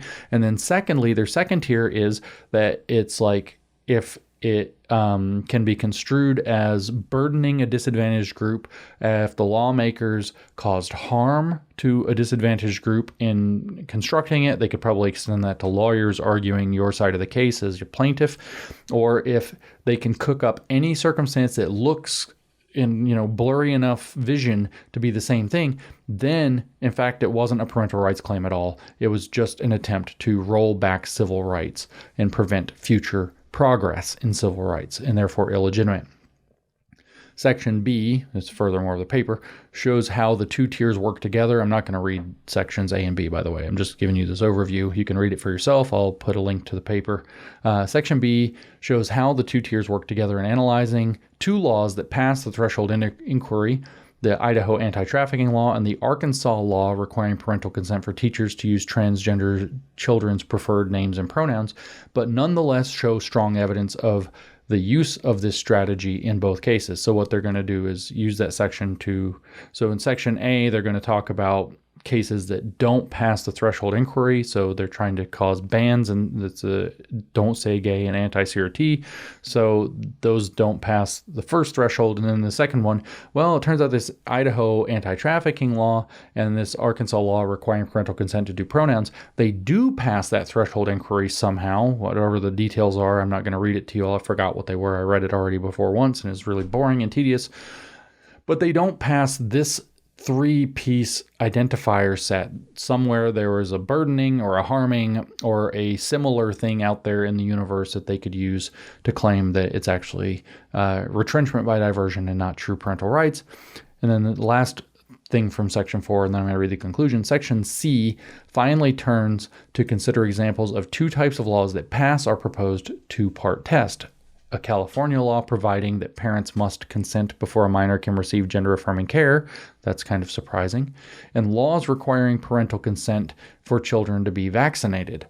As we note in this discussion, so here they give those two as examples that those actually might be real parental rights issues. They concede that, and then they say, as we note in this discussion, our test seeks simply to distinguish genuine parental rights laws from those that use the strategy of retrenchment by diversion. The fact that a law may pass our test does not mean that it should be necessarily upheld by the courts. So they're saying, technically, here's a couple of examples of things that do pass our ridiculous test, and they still aren't actually, they still shouldn't necessarily be upheld by the courts. To decide whether any such law is valid, courts must ensure that it adequately balances parental rights claims against those of the other members of the Triad, children and government. So in this case, for the COVID vaccines, they can say that the right of the child to be protected from disease or the right of the state to protect all of its citizens from the disease might still override the parental rights claim, even though in this case the parental rights claim would be valid. So it's just like them cooking the books for themselves over and over and over again with every escape clause that they can possibly have every single time. They say, we do not aim to settle how those disputes should be decided. Others have made a powerful start in addressing these issues, and they have a number of citations. I'm sure they're leftist, but I'm not digging into them. And so let's skip down. Let me double check and make sure we're supposed to skip down to the conclusion. I think that's all that's left on page 49, last page, thank goodness. And I'll let you guys come back and read the details of their BS. You've got the gist. This is the new attack on parental rights, however. And let me just read how they wrap it up when I get there. Conclusion. Those who support democracy and good government should consider laws, so that's communists, right? Should consider laws that use parental rights rhetoric for strategic purposes deeply troubling, no matter where they sit on the political spectrum. they're trying to appear high-minded, but we know what democracy and good government mean to socialists or communists. It means communists. For a system of collective self-rule to function well, voters must be able to assess their representatives based on their platform and performance in office. To the extent that legislative actions are packaged in misleading ways, woke projection, and that legislators' agendas remain obscured, voters cannot evaluate either legislation or the representatives fairly. To be sure, political rhetoric will almost always present an oversimplified version of reality. Notice how they are appealing to complexity, which is where they get to be the lords of the universe. And legislators will always seek to sell their proposals in ways that appeal to as broad a following as possible. So code switching, coded language, which we've heard 80 times in just the parts of this paper I've read. Parental rights rhetoric, though, pushes these limits far beyond the usual bounds. This packaging presents not a misstatement of degree, but a misstatement of kind altogether. So they're saying that you're not actually out there, moms and dads, arguing for parental rights at all. You're arguing for bigotry and hiding it in parental rights. The new politics of parental rights does a second type of damage to democracy, which means really good because democracy means communism to them. Although the word diversity has become politicized in our current political climate, imagine them saying that right in front of me. Our country was founded by religious dissenters who wove respect for pluralism into the basic framework of our country. Notice how they're trying to appeal to our values to let them do communism to our children. As the Supreme Court recognized in Prince versus Massachusetts, quote, a democracy rests for its continuance upon the healthy, well-rounded growth of young people into full maturity as citizens, with all that implies, end quote. There's a lot of room for them to play in healthy, well-rounded growth. That's their well-being word. Essential to the preservation of that freedom is the lesson that everyone in a divided polity has a right to their own opinions, as well as equal citizenship and equal political rights. Do you understand how they would use a statement like equal citizenship and equal political rights? Your children have equal citizenship and equal political rights. Other parents, the mob, have equal citizenship and equal political rights. So if you want to ban a sex book out of a school, you can't do it because the parents who want it there have equal citizenship and equal political rights. Learning those lessons requires exposing students to deep differences in belief systems with which they disagree. So see, they need porn books so that they can be exposed to things that their parents don't like, specifically because that's how you grow into being a responsible citizen in a democracy. Bans that seek to shield students from lessons containing viewpoints with which legislators disagree shirk the government's duties. So it's just issue CRT and pornography and trans and all this gender identity, gender affirming care. That's just viewpoints with which legislators disagree. Do you like these people as much as I do?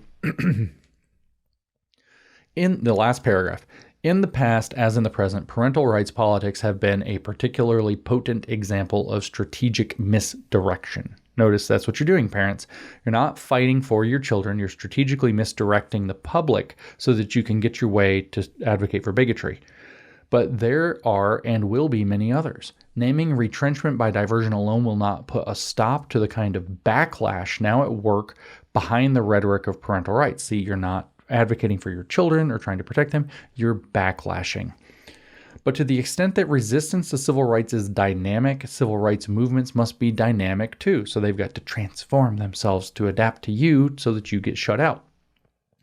Attuned to the evolving strategies to resist new rights claims and destroy old protections. Excuse me. So that is the new politics of civil rights, or the new law and politics of parental rights. I'm sorry, not civil rights. This is the way that the left is framing out their continued attempt to steal our parental rights, to steal them, what did I say? To circumvent them, to subvert them. In other words, take them away from us. We need to understand how they're doing it. We need to fight for our parental rights. We need to do everything we can not to let judges and lawyers and professionals be swayed by these bogus arguments, so we have to keep exposing them. And we are fighting for our kids. We are fighting for their protection. We are fighting for their well-being, for their welfare. We are actually the natural law given most invested protectors and investors in our children and their futures.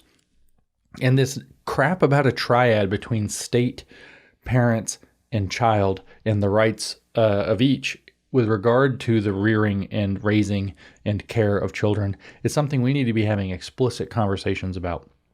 I advocate for a parental rights amendment that includes literally the wording shall not be infringed. But what needs to be on the table is this clear understanding of the correct relationship between the three elements of that so-called triad, which puts the state in an absolute minimalist role to protect against neglect and abuse, and some other very minimal qualifications it might be able to put, maybe in terms of like the scope of education or whatever that a child must be able to accomplish. Very minimal, very minimal. And then the parents and children have a, like I said, evolving relationship that goes from the parents having absolute authority to slowly, at their own discretion, relinquishing that authority as they believe their children have become ready for it, developmentally attuned to it. That's the natural law relationship between parents and their children, with the state playing its third wheel role. And that's really what the state needs to be, is a third wheel. It's not like a third leg of the stool to hold it all up. It's the third. It's like kind of extra to a bicycle anyway. And so what we, fifth wheel is the real reference, but you know what I was getting at. What we need also to do is to expose that the way that they're trying to reorganize that triad is that the state is interested in having the right to do things with your children and to tell the children that they are emancipated, liberated young people, and extend them rights that they should not necessarily have, and then to frame the parents as the people who are trying to block the children from that right, to create a wedge between them. So that's an increased role for the state to determine how children should be raised, and a decreased role for parents to have that say if they disagree with the state, which is a first theft of parental rights, and then second, to create that wedge by promising children their own rights and saying that the parents are the things that are objecting to it while the state is what's trying to preserve it. And that is a second way that they're stealing parental rights from parents. This is what we're up against. This is their new development. I want to end on a positive note, what it means. What does it mean that this paper is coming out, that they're having to talk about retrenchment by diversion and all of this nonsense? What it means is that the parental rights movement so far is winning. It is making gigantic strides in a couple of years that have scared the crap out of them. Notice how much of the paper was like, why now? Where did it come from? What's going on? Trying to diagnose and saying that it was the stress of COVID or whatever. They are getting blown away by the parental rights movement. The parental rights movement is growing, it's gaining steam, and they are absolutely getting blown away by it. So this is their next desperate rearguard attempt to try to protect it, to make sure that judges will side with them through this set of bogus tests that allow them to keep getting away with the theft of your parental rights and to direct the upbringing of your children, which they feel fully entitled to. So feel encouraged. We're making a difference. We're making a change. That's why they have to do this. But don't give up the fight, because they certainly are not going to. And if we stop, they will come back and win.